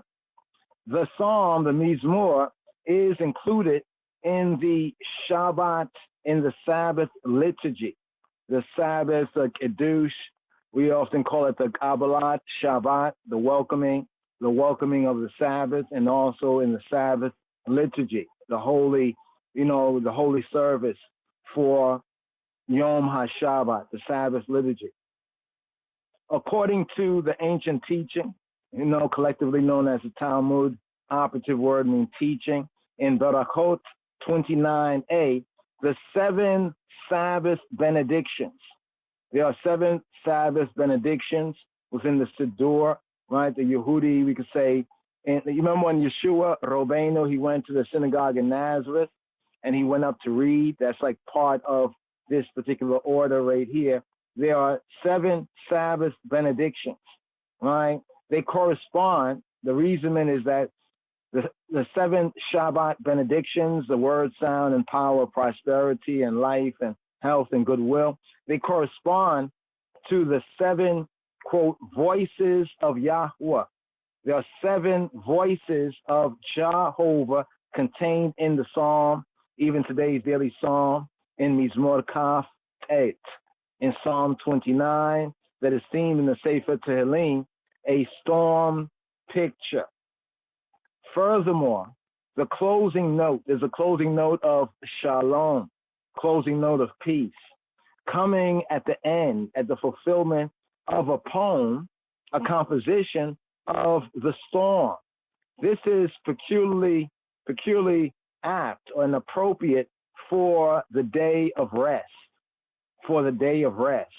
that introduces, right, a spirit of calm after the storm of everyday life and liberty, as well as conflict. So therefore, one of the reasons why, so when we say the Kabbalat Shabbat, the welcoming, or the Kabbalah of the Shabbat, the welcoming, Kabbalah, to welcome, to receive, the receiving of the Shabbat, the welcoming of the Sabbath, why it has Psalm 95, these 6 Psalms, Psalm 95 to Psalm 99, plus the seal up, right, Psalm 29, Mizmor Kaf 8, and thus theme the storm picture from the content. from reading the content of the song. We find there's the 7 voices of Yahweh. We can see how these 7 voices with the 7 Shabbat, Sabbath benedictions, right? The 7 Sabbath benedictions, right? And then there's that closing note of Shalom within the composition. There's actually a storm, like a stormy picture. But then the stormy picture, it fulfills in calm, right? And how this connects right here with the day of rest, the Yom HaShabbat, that is to introduce, right, and induce a spirit, right, of calm, of rest, of refresh after the storm of everyday life, liberty, and conflict. So Psalm 29, it's another further build, right? Colin deletes right here, another further build on today's daily psalm, just briefly. It's also themed the Psalm of the 7 Thunders. So this theme here, Chabarim, even in the season of the 7, the 7 Shabbats, counting the 7 Shabbats complete, the 7 times 7 harvest, we're speaking about Yovel and Jubilee, the Shemitah year, the 7th year, the 7 feasts, and festivals that occur in 3 seasons, but there's 7 of them as well. The Shabbat day as well being the 7th day, so on all these levels, it really resonates. The Shabbat, Sheba, this idea of 7s, and the word also referring to an oath, and 7 is 7 times 7, right? 2 7s clash, yes? So Psalm 29 summary, Mizmor Kaftet summary. The psalm, the chant, intonation of the 7 thunders. The occasion of this psalm, this Mizmor, this chant, is a thunderstorm. It is not, however, limited to the outward, that outward natural phenomena, but therein is perceived the self-attestation of the Elohim, right, of the redemptive story, the redemptive narrative and redemptive history.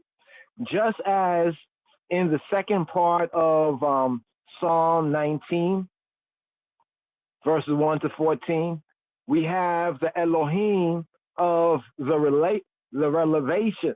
revelation, right? In Psalm 19, the second part, we have the Elohim of the revelation, the chazon, the revelation, the vision of salvation of Yeshua victory is called, in the latter part, second part of Psalm 19, he is called Yahweh, Jehovah, Yahweh, by the Hashem 7 times. 7 times in distinction from the Elohim revealed in the nature, So in this psalm, right, this is a psalm, something as the storm picture, others zooming in to the 7 voices and the 7 thunders, call it the Psalm of Thunder, right? The call Yahweh, the call of Hashem, the voice, the call Yahweh. This is repeated here in today's daily psalm 7 times, so that it may be called the psalm, right? The Psalm of the 7 thunders, the Psalm of the 7 thunders. Notice in Revelation, Chazon of Yohanan, Revelation of John that was given to John, it says this right here, and cried with a loud voice, as when a lion roareth, and when he had cried, 7 thunders uttered their voices. Right? You got 7 thunders uttering their voices. We have this from Revelation chapter 10, verse 3. Revelation chapter, Vayikra b'kol gadol k'aryeh shoeg. So here, and he cried and he called out with a loud voice or with a big voice. Vayikra b'kol in voice, gadol, voice big, a big, right? A big voice. Ka'asha, right? Ka'asha, Yishag. Either we could say Ka'aryeh, Shoeg as a roaring lion, or Yishag, Ha'aryeh. Like when a lion, and the lion does what? And the lion roars, right? And here, it speaks of what? It speaks of the seven, right? It speaks of seven thunders, right? Seven, Shib'at, seven, Har Amim, or Har Amim, Bi'Koloteihem, their voices, brought forth their voices. So we have the seven here in today's daily Psalm, Psalm 29, seven voices of Yahweh, right? We have seven thunders. We have the seven thunders, this Psalm of the seven, right?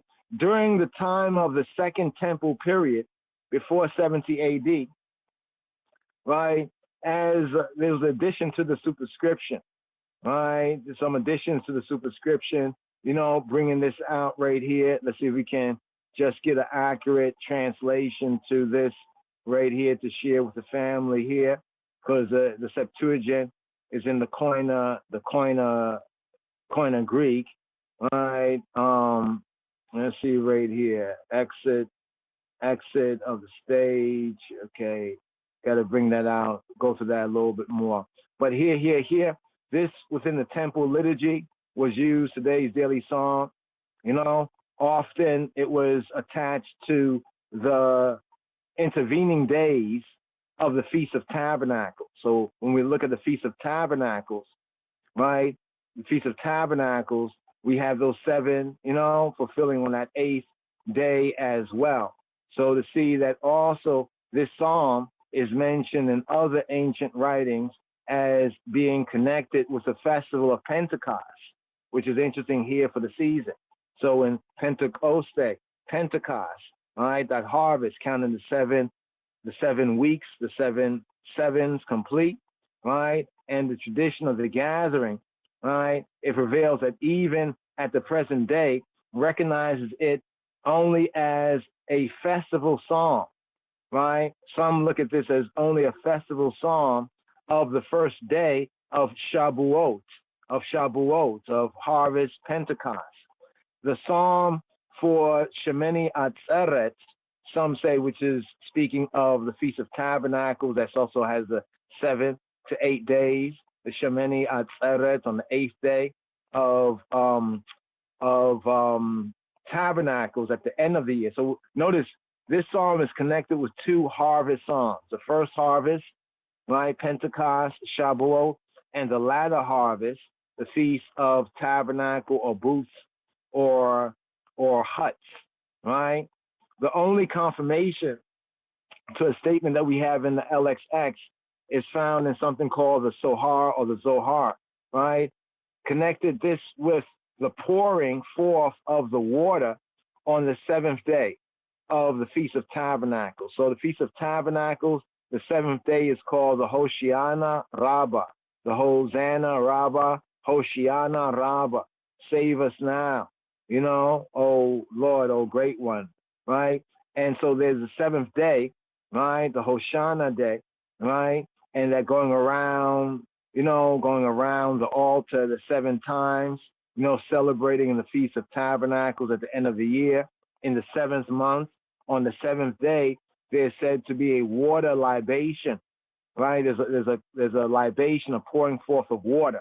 Now, when we read the Gospels in Brit Chadasha, we can now tell that, well, this is what was going on, and what even in Jesus, when he went to the different feasts, what was going on at the different times.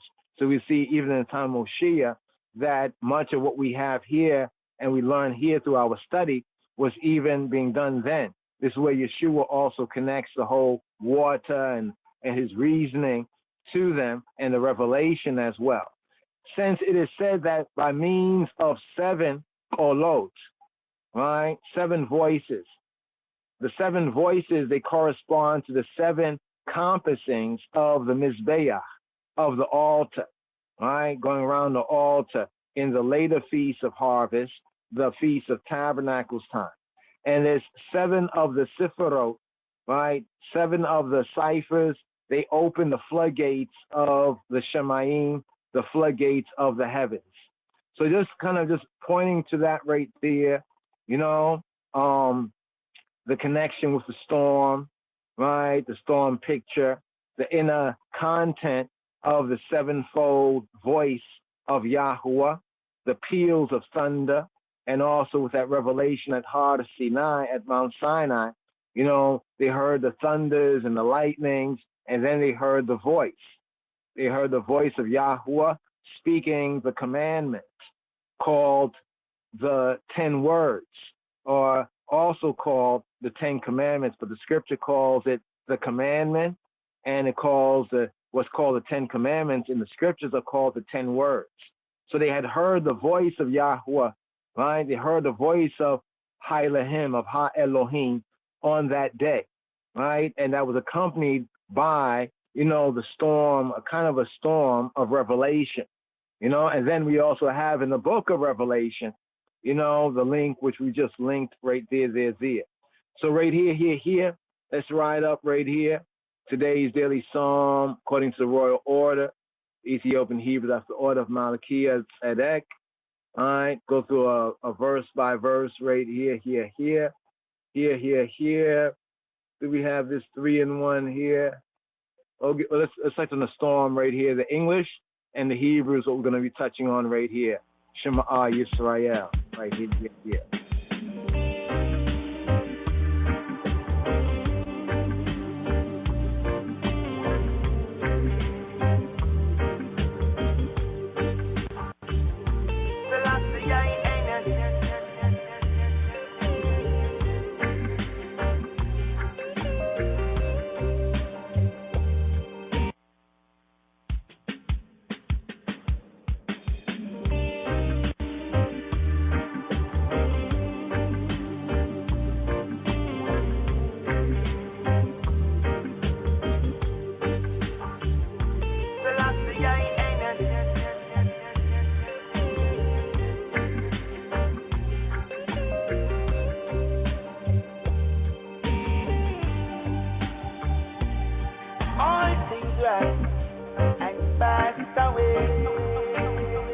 Psalm 29. Give unto the Lord, O ye mighty, give unto the Lord glory and strength.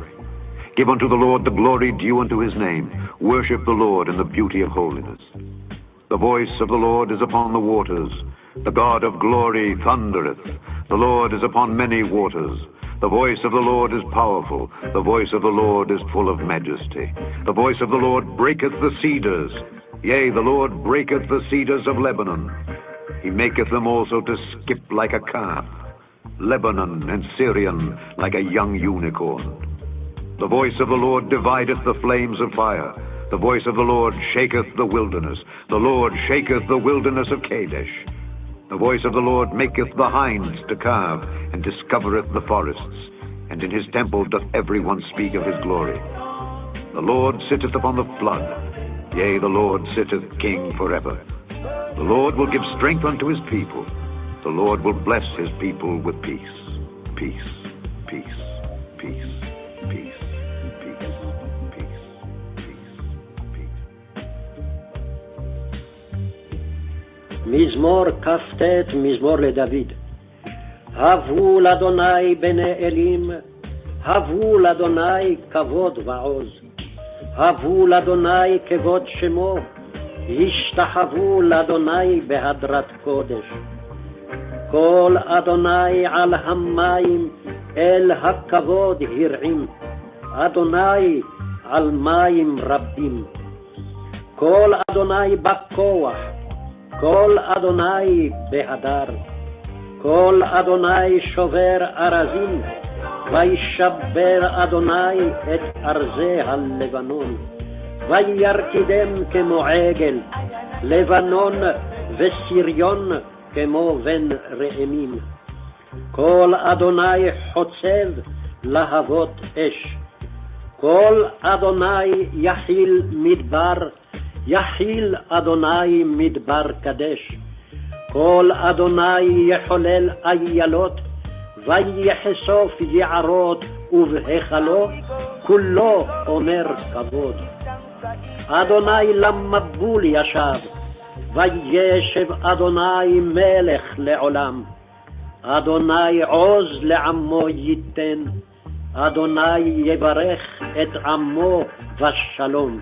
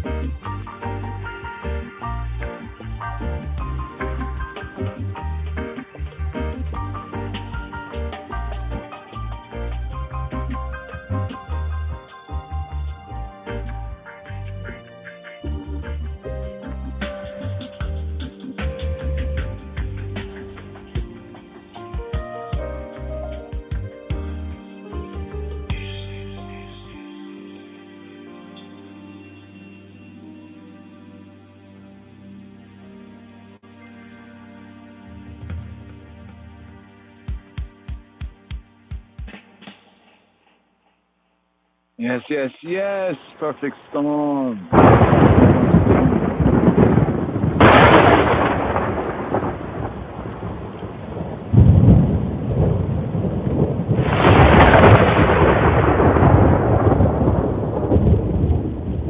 Yes, yes, yes. Needs more coffee.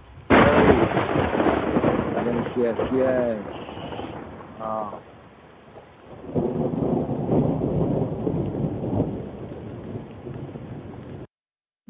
Here. Today's daily psalm needs more kaf tate. Kaf tate. Here we have Psalm 29. Theme, the storm picture. The psalm of the seven thunders. Right here. Today's daily psalm. According to royal order. Yes, I. Here. Today's daily psalm. Let's go over it right here. Going to verse by verse. We have verses 1 to 2, right? 1 to 2, right? The prelude.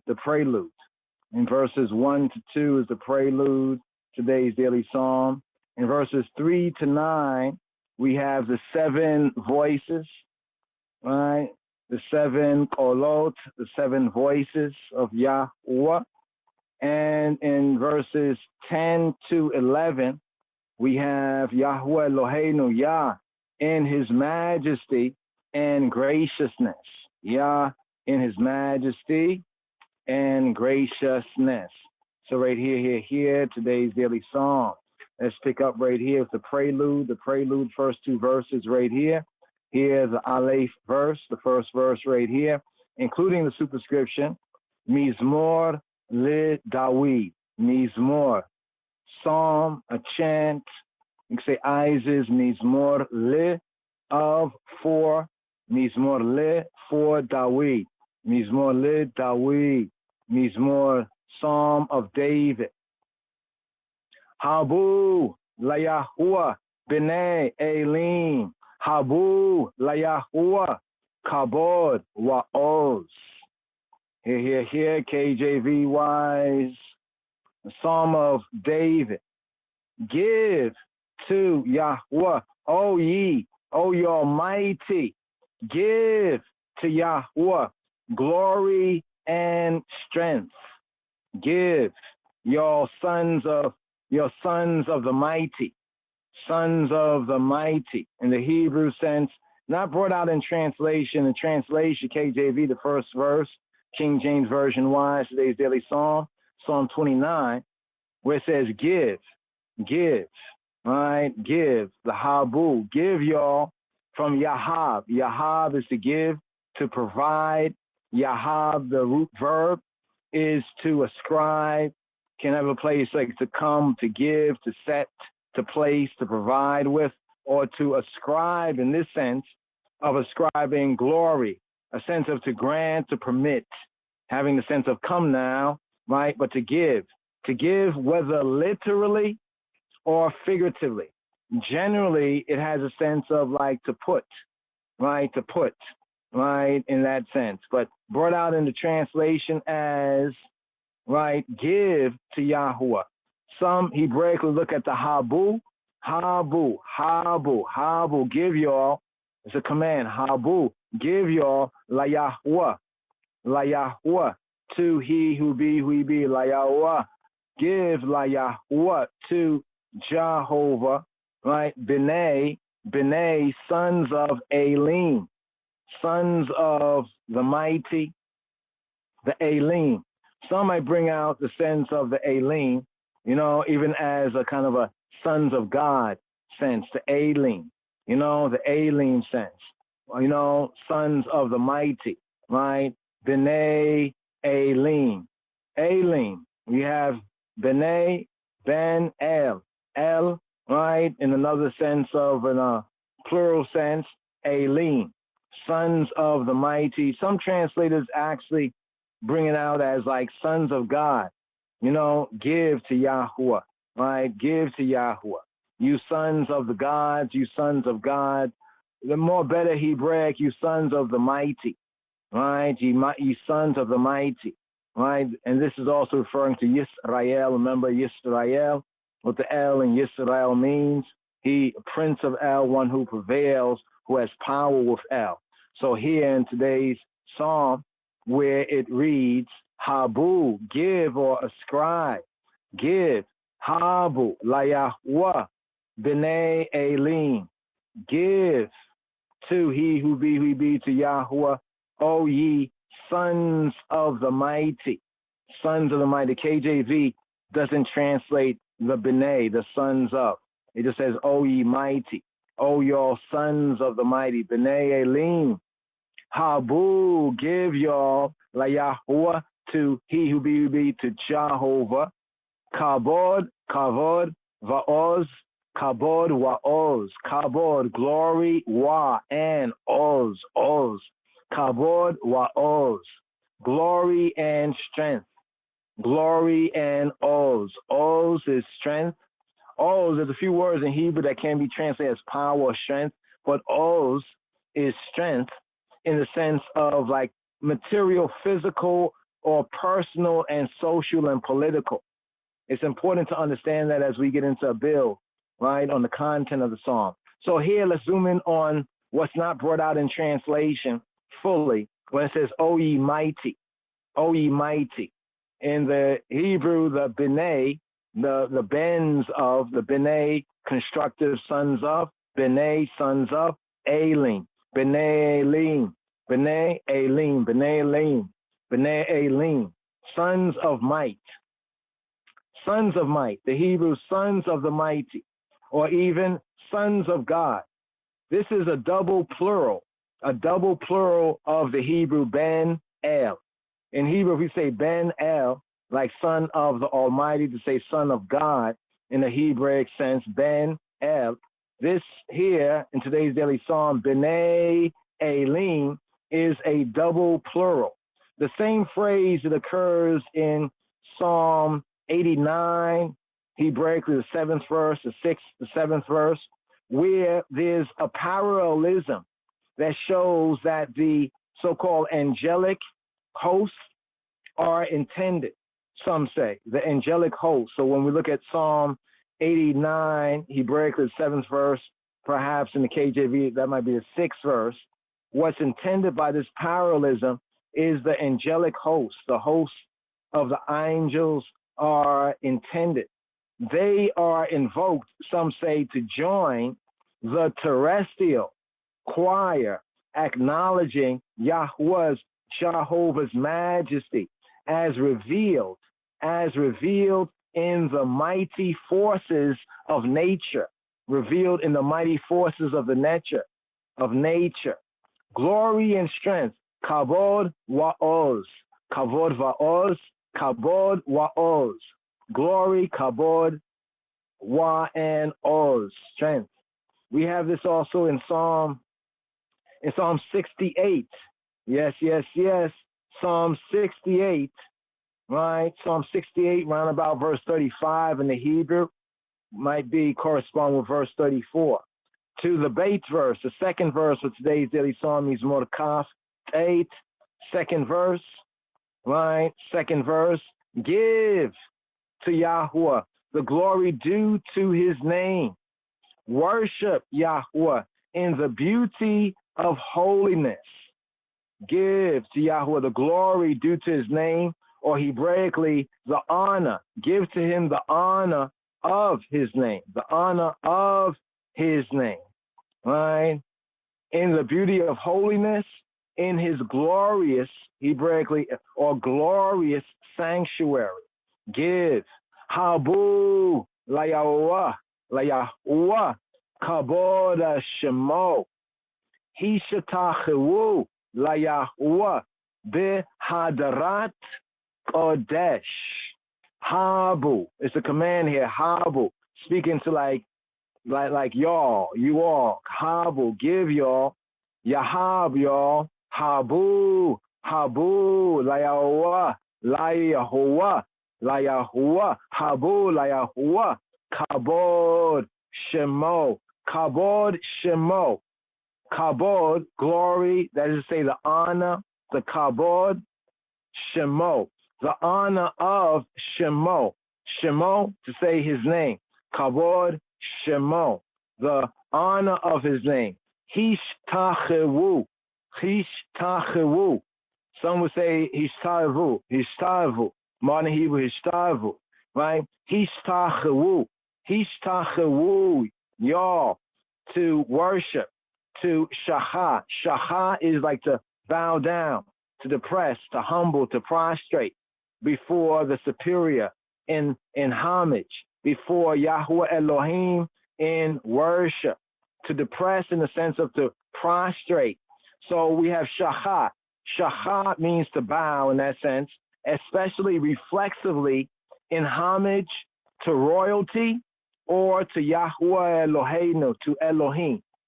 So this sense of worship, sometimes the translate over here will say worship. Over there they say, well, they bow to King David. But if we take the same word in the same sense, they worship King David. But the sense, the true sense of Shachah is that they prostrated, right? They humble themselves in homage, right, to that royalty, right, the divinic royalty of that government installed by Yahweh Eloheinu. That's the context. Translated to do obeisance or to do reverence, right, to make to stoop, right, to fall flat, to humble. So here, to you all, to those who are being called here, Hishtachewu la Yahweh bihadarat kodesh. In the beauty, hadarat. Hadara means glory, adornment, like holy adornment, like the holy garments is the hadara. Here, the hadarat kodesh, the adornments of holiness, right? Of the kodesh. Notice the kodesh is the holy place. The kodesh in the tabernacle. So hadara is an adornment, a holy adornment of public worship.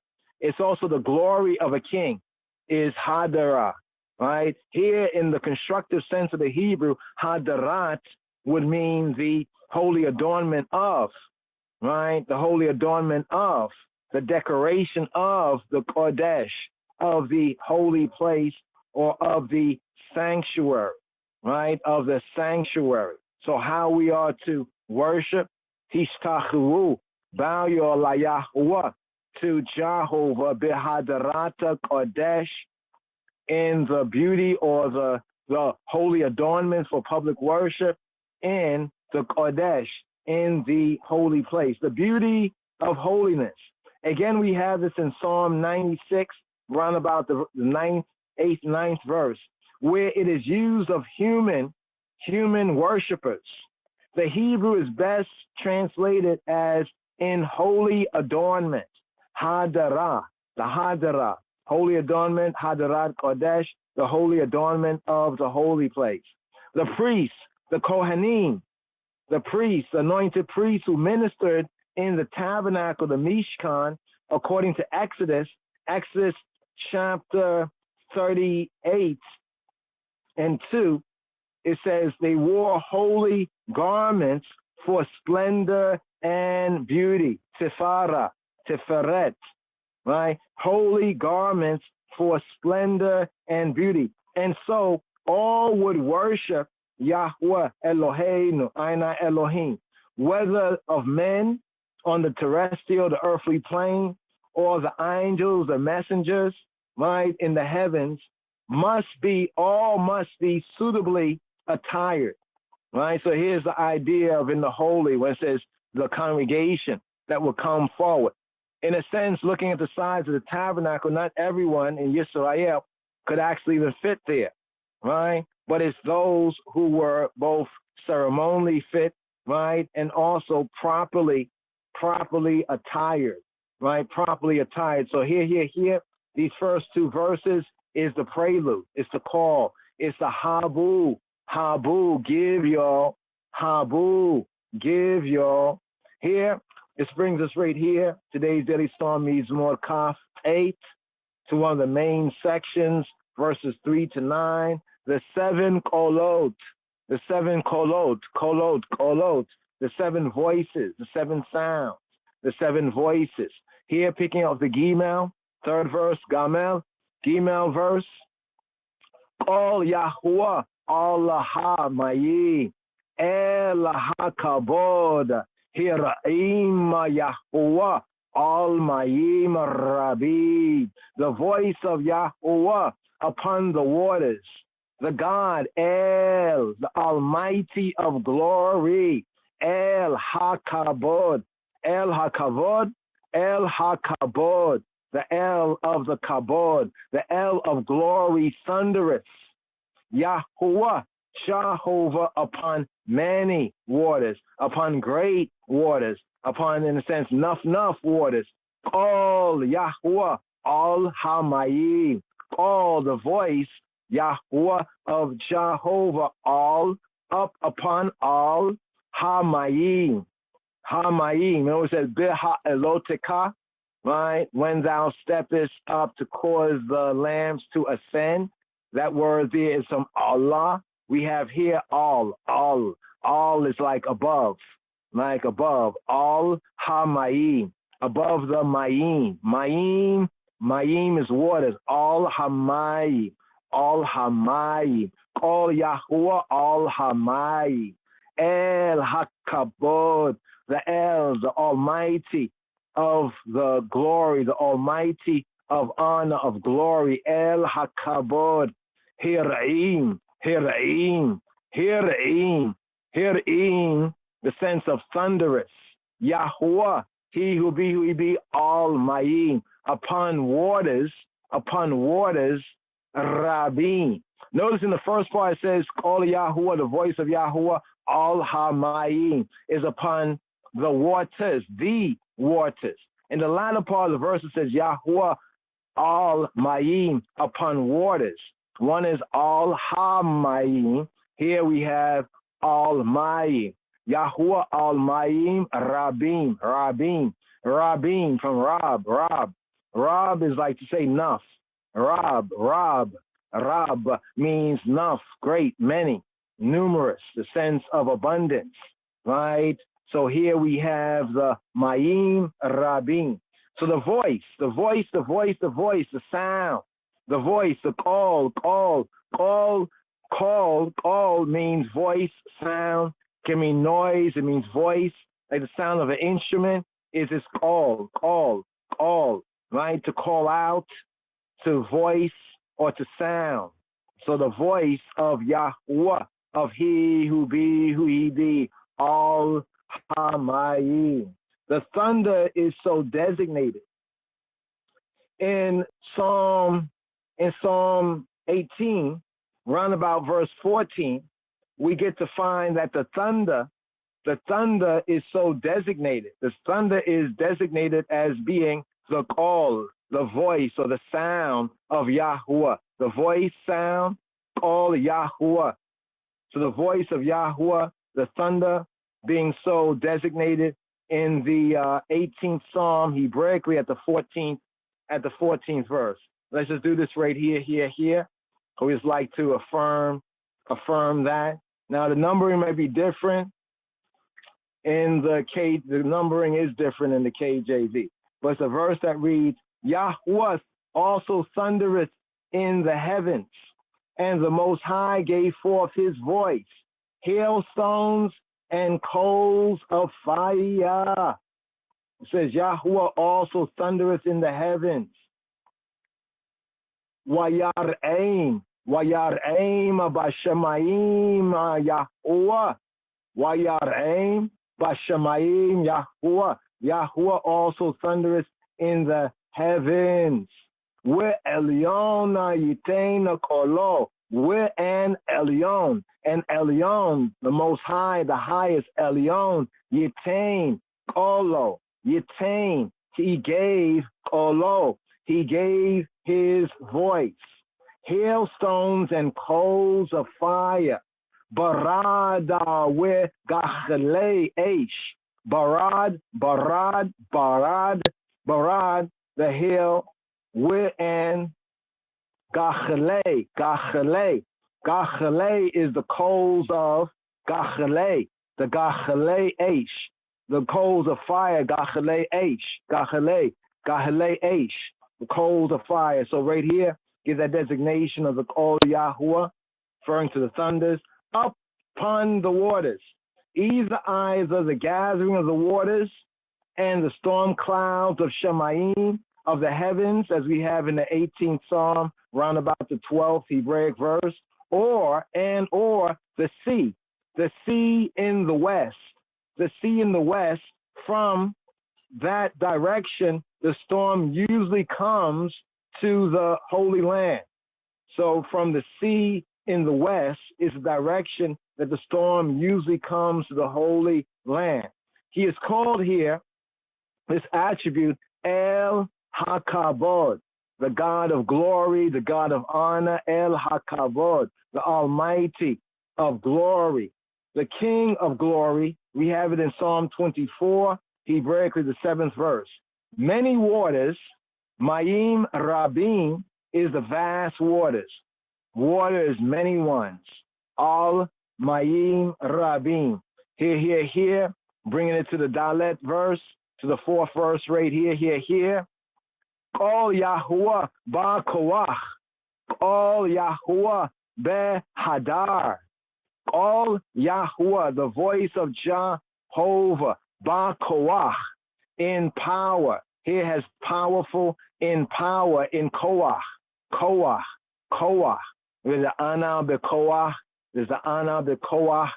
Koach is strength as well, can be translated, but it has a Hebrew sense of firm or force, in force, firmness or force, whether in a good sense or a bad sense, but figuratively speaking, ba koach, in capacity. In other words, means and produce, means to produce. All Yahuwah ba koach, all the voice of Yahuwah, Behadar. They translate as full of majesty, Behadar, Behadar, full of majesty, full of, it doesn't have the word full there. It's in Hadar. Hadar is like ornament, splendor, the sense of magnificence, right? Behadar is in magnificence, right? Is in beauty, comeliness. Majesty is a good check right here. So the voice of Yahuwah Ba'Kawah is powerful, right? It has force, firmness of force, capacity. It's full of majesty. So we have Ba'Kawah and Kawah, Be-Hadar, and Hadar, in Hadar. With power, the sense Hebraically will be with power, Ba'Kawah, and with majesty, Be-Hadar. This is a general description that is defined in the verses. It's going to be defined here, more right here, in the verses that do follow. So right here, Kol Yahuwah Ba'Kawah, Kol Yahuwah Be-Hadar. Here, the Hay verse, 5th verse right here. Kol Yahuwah Shober Arazim. Waya Shaber Yahuwah Eta Arzei Ha-Lebanon. Arzei Ha-Lebanon, Ha-Lebanon. The voice of Yahuwah breaketh the cedars. Kol Yahuwah Shober Arazim, the Arazim. His voice, Shober, is a breaker. Shober is a breaker of the Arazim, of the cedars. KJV says, yea, Yahuwah breaketh the cedars of Lebanon. Here it says, why Yishaber, and he breaketh, Yahuwah, and Yahuwah breaketh, why Shaber Yahuwah, Eta Arzei Ha-Lebanon, breaketh the cedars of the Arzei, cedars of the Lebanon, Ha-Lebanon. You don't say Arzei Lebanon or Arzei Lebanon. It says Arzei Ha-Lebanon. Breaketh the cedars of whiteness. Breaketh the cedars. Lebanon means whiteness. Yes, Lebanon means white. The white mountain, Lebanon. Some say in ancient times because there snow, it has snow-capped peaks, right? It is said. So here, the white mountain is being referred to, the northern border of Israel. This was also at one time a wooded mountain range on the northern border of Israel. But Lebanon means whiteness. So Kol Yahuwah Shober Arazim, breaketh the Arazim, the cedars.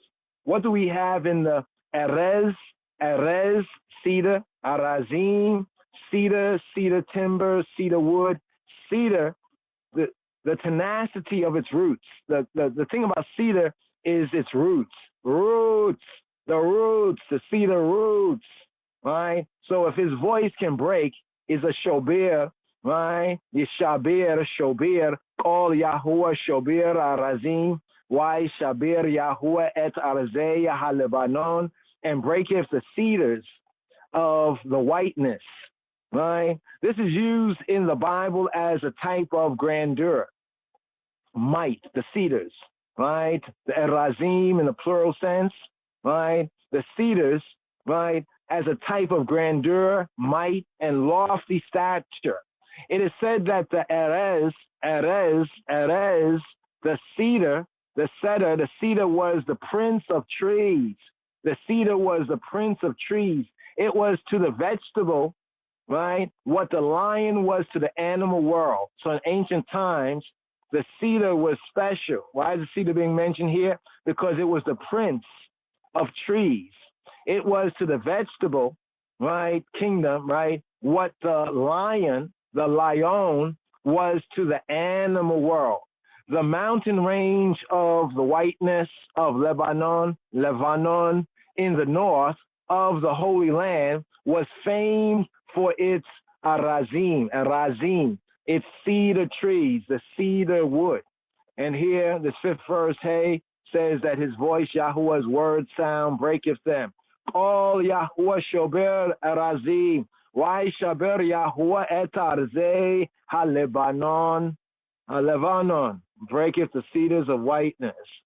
And there's a midrash, a reasoning on that. But here, moving forward to the Vav, the wild verse.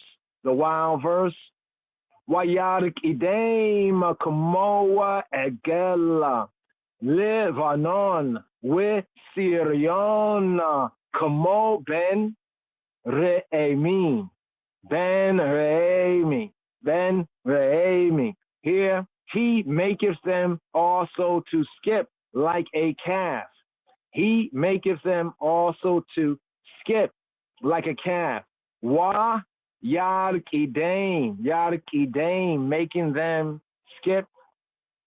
Yarkidame, Wa and Yarkidame, and he maketh them Wa Yarkidame Kamo, causing them to skip Kamo like Egel, like the Egel. Remember the molten calf, the Egel, like a bull calf, the Egel, like a male calf, like frisking around calf, especially one that's nearly grown.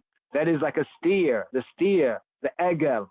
Wa Yarkidame Kamo Egel. Lebanon, what with Sirion, Lebanon with Sirion, Lebanon with Sirion, Lebanon and Sirion, like a young, here KJV says a young unicorn, here it says Kamo ben Re'emim, Kamo ben Re'emim, ben Re'emim. What is this, a wild ox? And Syrian, Lebanon and Syrian, like a wild ox, like a rein, like the wild bulls, rein. That's a word for like a wild bull, rein, translated there as a unicorn, like the son of the wild bull, like the wild bulls. Ben Re'emim, Kamo, Ben Re'emim. Maketh them,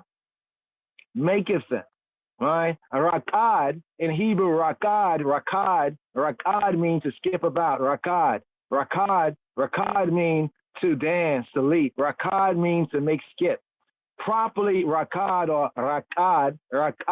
means to stamp. That is like to spring about, like to wildly or for joy. Like when one is springing about, jumping, bouncing, wildly or leaping for joy. You can see the calves and the wild ox, be doing that. Here, we have maketh them.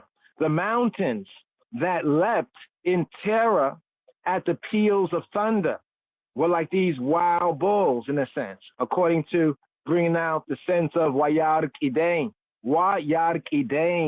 making them, rakading them, Wayark Idain Kamo, like Egel, like a calf. Lebanon with Sirion, and Sirion, Kamo, like Ben Re'emim.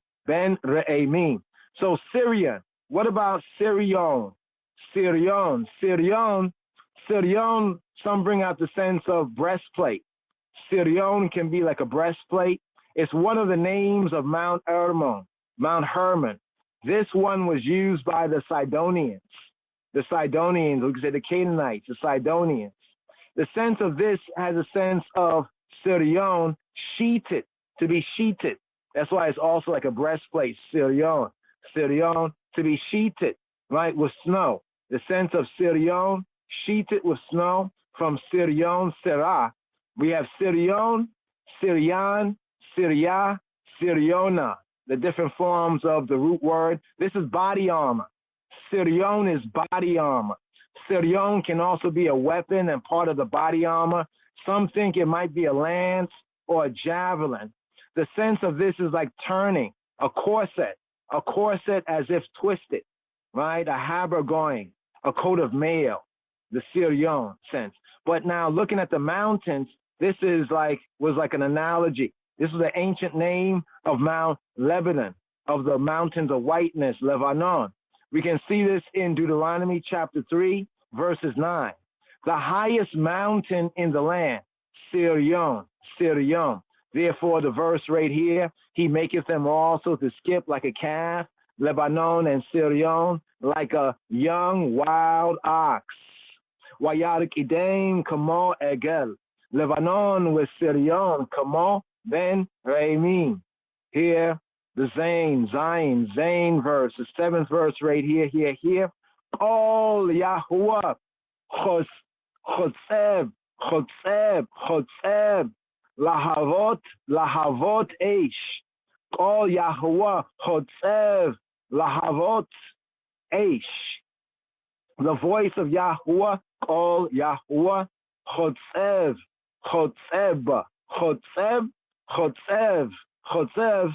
from the Hebrew right here. Chatzab means to dig, to cleave, to divide. The sense of dividing right here. To cut or to carve. Like if you use wood, stone, or other material, the implication is to hew, to split, to square, to quarry, to engrave, right? The sense of it, but brought out here as dividing, right? All Yahuwah, Chotzev. The voice of Yahuwah is a divider, Chotzev. All Yahuwah, Chotzev, Lahavot, Lahava or Lahaba, Lehaba, Lahebet. Sometime in modern Hebrew, they pronounce it as Lahava. In Wombmen of Rastafari, we say lava, Lahava, a soft B, Lahava is a flame, flames, like the flames, Lahava is flame, lava. Tip of a weapon, Lahava, a point. Head of the spear, Lahava. The meaning comes from the root word Lahab, it means to flame as a verb, to blade. It's like a flashing point, a flash point. The flash point of a spear or a blade of a sword, right? So it's almost like a weapon when the weapon flashes, right? That flash of it, right? But the sense of, in another way, concerning fire, it's like the flame of fire, because the flames tend to gleam, they flash. They're like blades, they're like points of a weapon.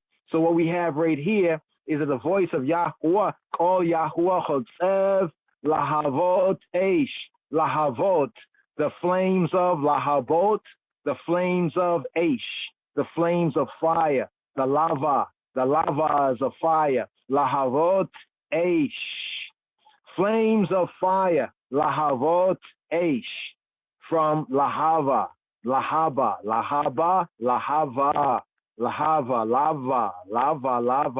flames of fire. So his voice cutteth, Chotzev, cutteth what? It cutteth the flames, Lahavot of the fire, the forked lightnings. Looking at, the storm, the forked lightnings. You see the lightning forks that shoot through the dark mass of the clouds, according to the idiom of the Hebrew, is what is likely pointed to here. So the call Yahuwah Chotzev Lahavot Eish is the forked lightnings that shoot through the dark mass of the cloud. Here, the Chet, the 8th verse right here, today's daily psalm, Mizmor Kaf Tet. Here we have the Chet, we have the 8th verse. All Yahuwah, Yachil Midbar, Yahuwah Midbar Kadesh.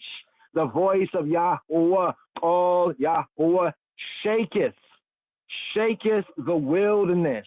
Yachil Midbar, Midbar of the Midbar. All Yahuwah, Yachil Midbar. Yahuwah shaketh, he who be, shaketh the wilderness of Kadesh. Yachil, Yahuwah, Midbar, Kadesh, the Midbar of the Kadesh. Here, Yachil, shaketh, from Chul and Chil. Chul and Chil in Hebrew means to twist, to whirl, to dance, to rise. to fear in a sense of like to travail, to twist, to turn, to whirl about. It also has a sense of to rise, like when a woman in birth in travail, to bear forth, to bring forth children, to twist, that twisting motion, that kind of a spin. It can mean to wait anxiously, but there's a sense of this meaning like to bear, but it has a little sense of to whirl about, to spin, to spiral in a circular or a spiral motion, to chul, and also to chil. So it says yachil, yachil. His voice causes the circular motions, the spiral of the sacred geometry, that sacred geometrical spiral motion. His voice causes that twist, that whirl. It's like a dance, or even rising in pain, especially of parturition or giving birth. So here, all Yahuwah Yachil Midbar, Yachil Yahuwah Midbar Kadesh, the wilderness of Kadesh, the Midbar of Kadesh.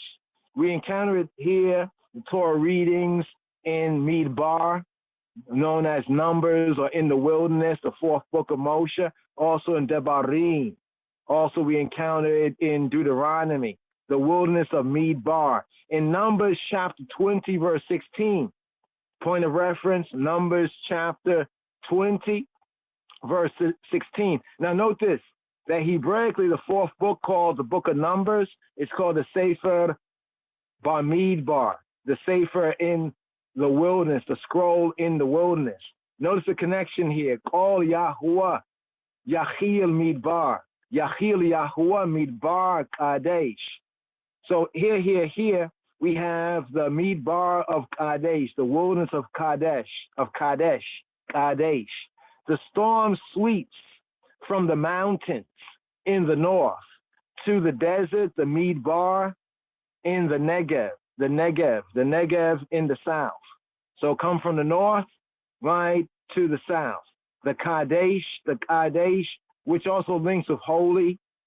It later on in the land, it was a city in the extreme of the south of Judah. The same also is called Kadesh in the English, or Kadesh Barnea. Kadesh Barnea was a spot that we learn more about in Bamidbar, in the wilderness, or in the fourth book of Moses, known as the book of Numbers. To the next verse right here, the eighth verse, the ninth verse right here. Today's daily psalm, a storm picture, right? That picture, right, of the seven thunders right here. All Yahuwah, Yecholel Ayalot, Wayechesofa, Ye'arota, Uabehekalo, Kulo, Omer, Kavod. Here, KJV brings it out as the voice of Yahuwah, the Lord, maketh the hinds to calve, and discovereth the forest. And in his temple doth everyone speak glory. Speak of kavod, honor, kavod, glory, gravity. Kavod is glory in the scriptural sense of gravity, weight, honor, reverence. Kavod, speak of kavod, right? Here, to calf is to be in pain, right? The calf, to be in pain, doth every wit utter. Couple key things we have right here. The hinds to calf. All Yahuwah Yecholel Ayalot. Yecholel Ayalot. Some say they repoint this here by a kind of a repointing. This can be pointed to be the voice of Yahuwah, maketh the large trees tremble, right? Maketh the large trees tremble. Because we have the ayalot, right? In one sense, referring to the trees, right? The ayalot or the alot. There's the ayalot, the same letters, and the alot, right? The ayalot, right, and the alot.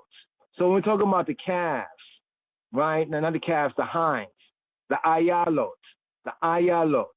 When we talk about the trees, the large trees, the God trees, is the elot.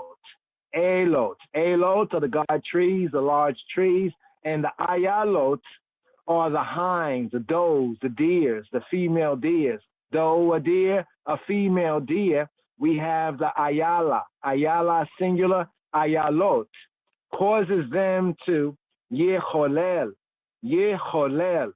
causes them to calve. Remember it says yachil, right? To shaketh, yachil, or to twirl, to turn, to spin, to give birth. In a sense, that circular motion. Here brings out the fuller sense of to calve in the context of to be in pain, like to almost to be in the traverses, the travail of childbirth. So this is another important thing about pointing, right? In Hebrew, if we say elot is the trees. So the sense of this, is the trees, right? Elot, right? In the sense of the ayalot is speaking of the hinds. So the hinds, ayalot, right? Yecholel, ayalot, right? This actually is said to happen during a violent storm when terror causes animals to bring forth their young prematurely, right? Can cause animals, the thunder and the lightning can cause animals to, prematurely, in that sense, to prematurely give birth, right? If we now vocalize it, as the elot, speaking about the God trees, the strong trees, it causes them to tremble. Even the strong oak trees are like so strong, so thick. They got such a thick base, such a thick tree. That's where the Holy Trinity, Hashalush HaKadosh, met Abraham, right? The Holy Three in his house. He was by that tree, not the plain of Mamre, but the tree, right? The ayalot, the strong tree, the God tree. So it's interesting right there. They're there in the kind of the duality of the reading there. Because the next part of the verse, it says this right here. It says, why yechesof, why ye'arot, why and yechesof from chasaf. Chasaf means to strip off, to lay bare, to strip off. So KJV, when KJV translates it and says, and discovereth the forest, basically strips the forest bare. Wa yechesof ya'arot. Wa and yechesof, and he strippeth ye arot. The Ya'ara is a forest. Ya'ara is like a forest. So his voice can cause like the deer to go into labor, the animals to give birth, and also strips. Discover the forest is actually a poetical way of saying strippeth the forest bare, makes it naked, in that sense of discovers, right? Discovers the forest nakedness, but what's really happening is being stripped, right? The voice, word, sound. Wa yechesof ye'arota ubehekalo, and vehekalo, and in his hekal is temple, his palace, hekalo, ubehekalo, in his temple, kulo, all of them, kulo, to say all of them, kulo, when it says like everyone, right? It says like in his temple doth everyone speak. The sense of like all, to say kulo, right, is like call mean all. Call, not to be confused with call. One has the kaf, the K, it's call, like all. The other one has the Q, it's call. His voice is the Q, special K, call. But when we say kulo, all, right? All of them, omer, all of them become sayers. all of them sayers. Kulo Omer, sayer. Kavod, become a sayer of Kavod. So what we have right here, strippeth the forest, discovereth through the falling away of branches and leaves under the battering of wind and rain.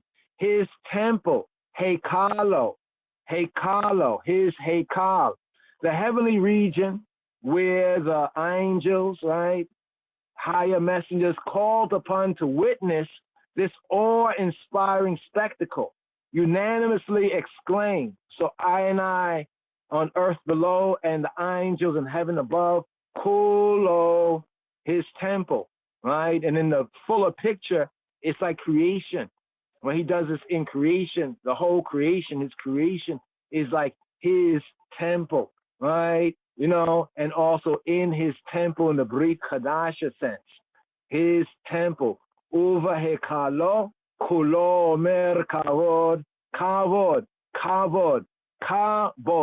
modern Hebrew kavod, his glory, his honor, his veritableness, his gravity, right? In the biblical sense of gravity, to say weight, honor, heaviness, seriousness, glory, right? To express their inner vibe, their true vibe, and that feeling of wonderment, that awe-inspiringness. Yeshaya, Isaiah, chapter 6, verse 3.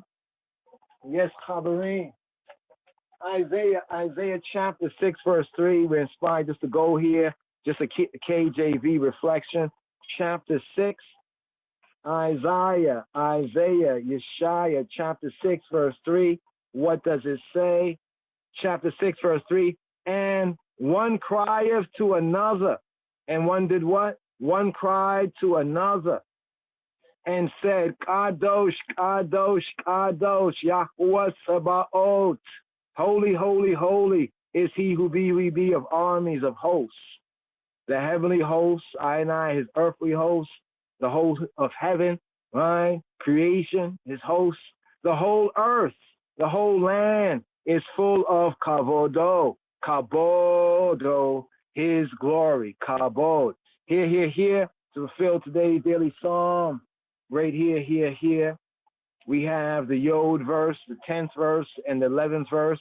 This closing section, Yahuwah, Jehovah, Hailehem, the Elohim, true good, true God, in his majesty and his graciousness. Here, the Yod verse, the Yud verse, the 10th verse, here. Yahuwah, La Mabul, Yashab, Wayesheb Yahuwah, Meleka Le'olam. Yahuwah, Jehovah sitteth upon the flood. Yahuwah, La Mabul, the Mabul, for the Mabul, on the Mabul. The Mabul is the floods, like the Mabul. Mabul, like the deluge, the flowing, the sense of flowing, the deluge, the floods. Yahuwah la Mabul, Yashab, he sitteth, he who be, sat enthroned at the flood. Bringing out the Hebrew sense of this as well. Yahuwah la Mabul, Yashab. Yahuwah, Jehovah sat enthroned at the flood, for the deluge. Yahuwah la Mabul, Yashab, Wayesheb, and he sitteth, and he is enthroned, and he sitteth, Wayesheb, Yahuwah, and Yahuwah, he sitteth, Melech le'olam, he sitteth king, le'olam. Now here's what's interesting. The olam also is like the word for world, but olam also Hebraically can mean till time indefinite, till indefinite time.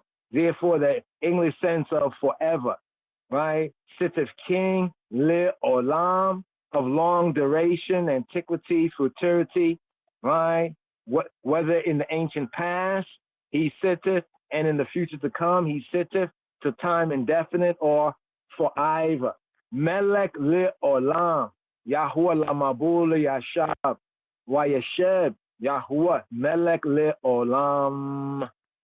The storm now in the context of the narrative here has subsided. The psalmist and I can meditate upon the Numen and the Phenumen, the phenomenon. It first right here recalls all of this that's going on, the 7 thunders, 7 voices, Yahweh's voice 7 times, and the storm. It recalls to him the flood, the deluge, the flood that once overwhelmed the earth in Bereshith, in Genesis chapter 6. Genesis chapter 6.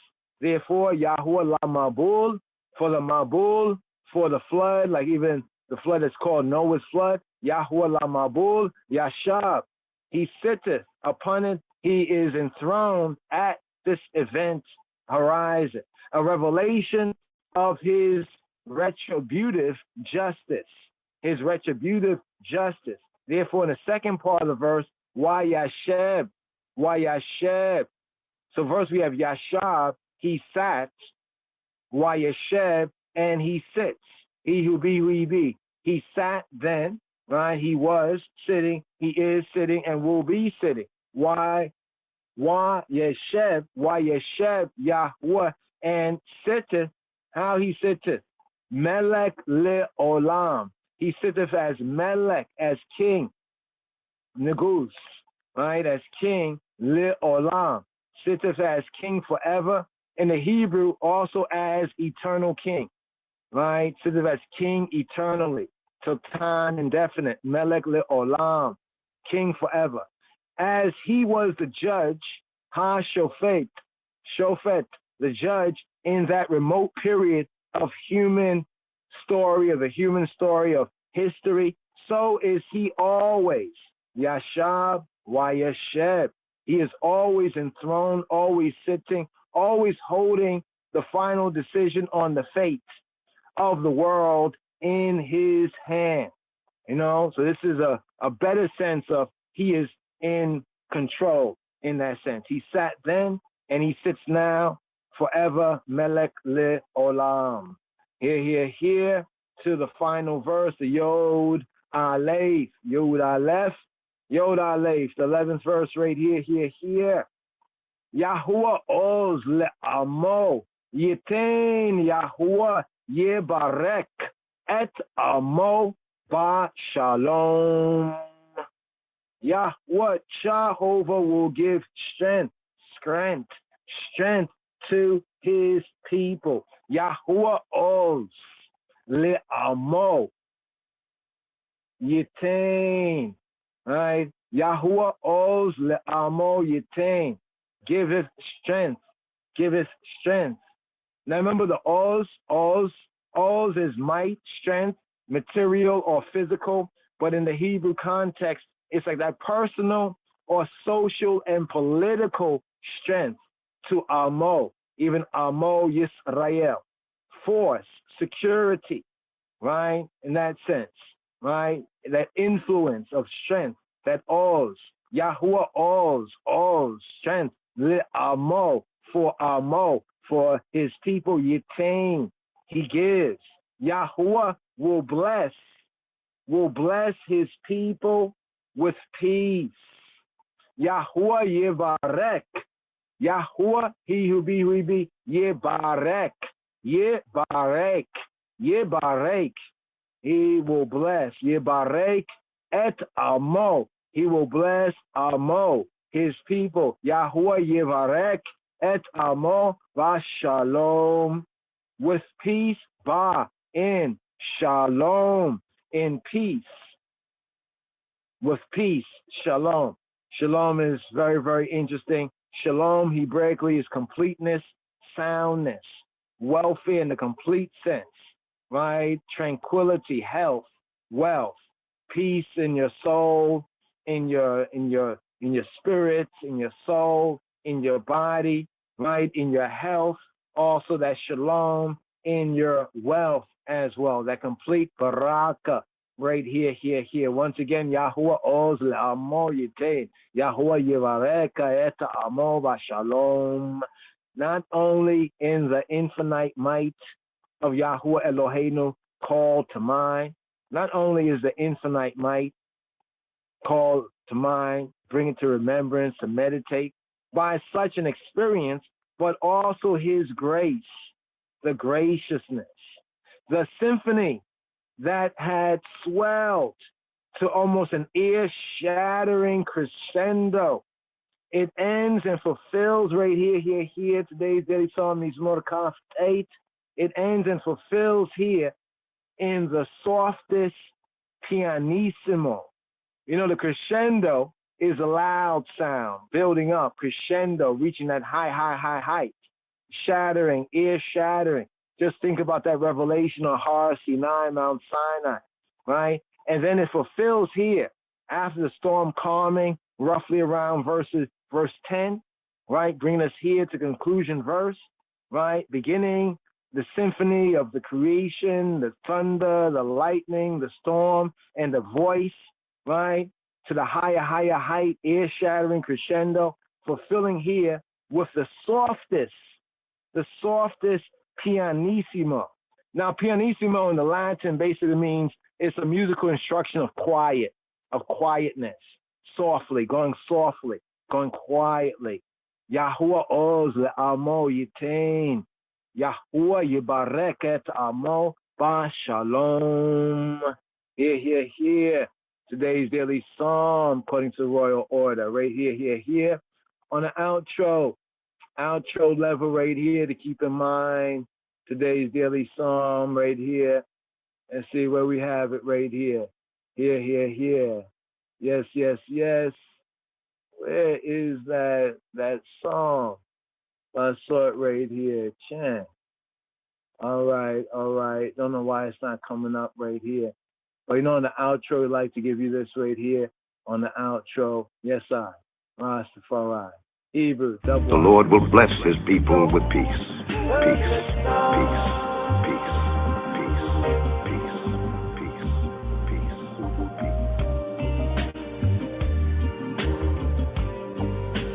מזמור כ"ט, מזמור לדוד. הבו לאדוני בני אלים, הבו לאדוני כבוד ועוז. הבו לאדוני כבוד שמו, ישתחוו לאדוני בהדרת קודש. כל אדוני על המים, אל הכבוד הרעים. אדוני על מים רבים. כל אדוני בכוח, כל אדוני בהדר. כל אדוני שובר ארזים, וישבר אדוני את ארזי הלבנון.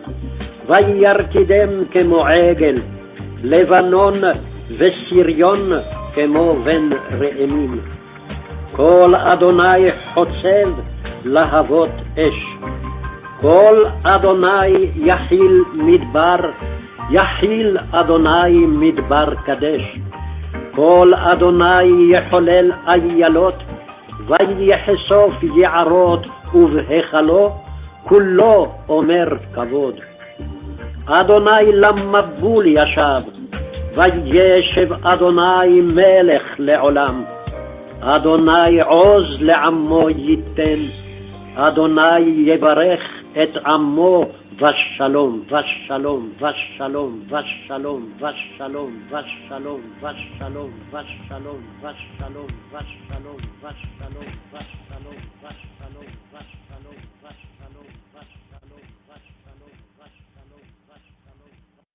Yes. Yahuwah Oz L'Amo Yitain. Yahuwah Yibarek Et Amo Bashalom. Mashem Yeshua Shalom, brothers and sisters. Leila Tov, a good night, Boker Tov, a new day. You know, and in Yeshua Shalom and his peace, may he bless the eye and keep the eye and I. Yeshua Shalom, Chabarim. Yes, I, Rastafari, and I. Shalom.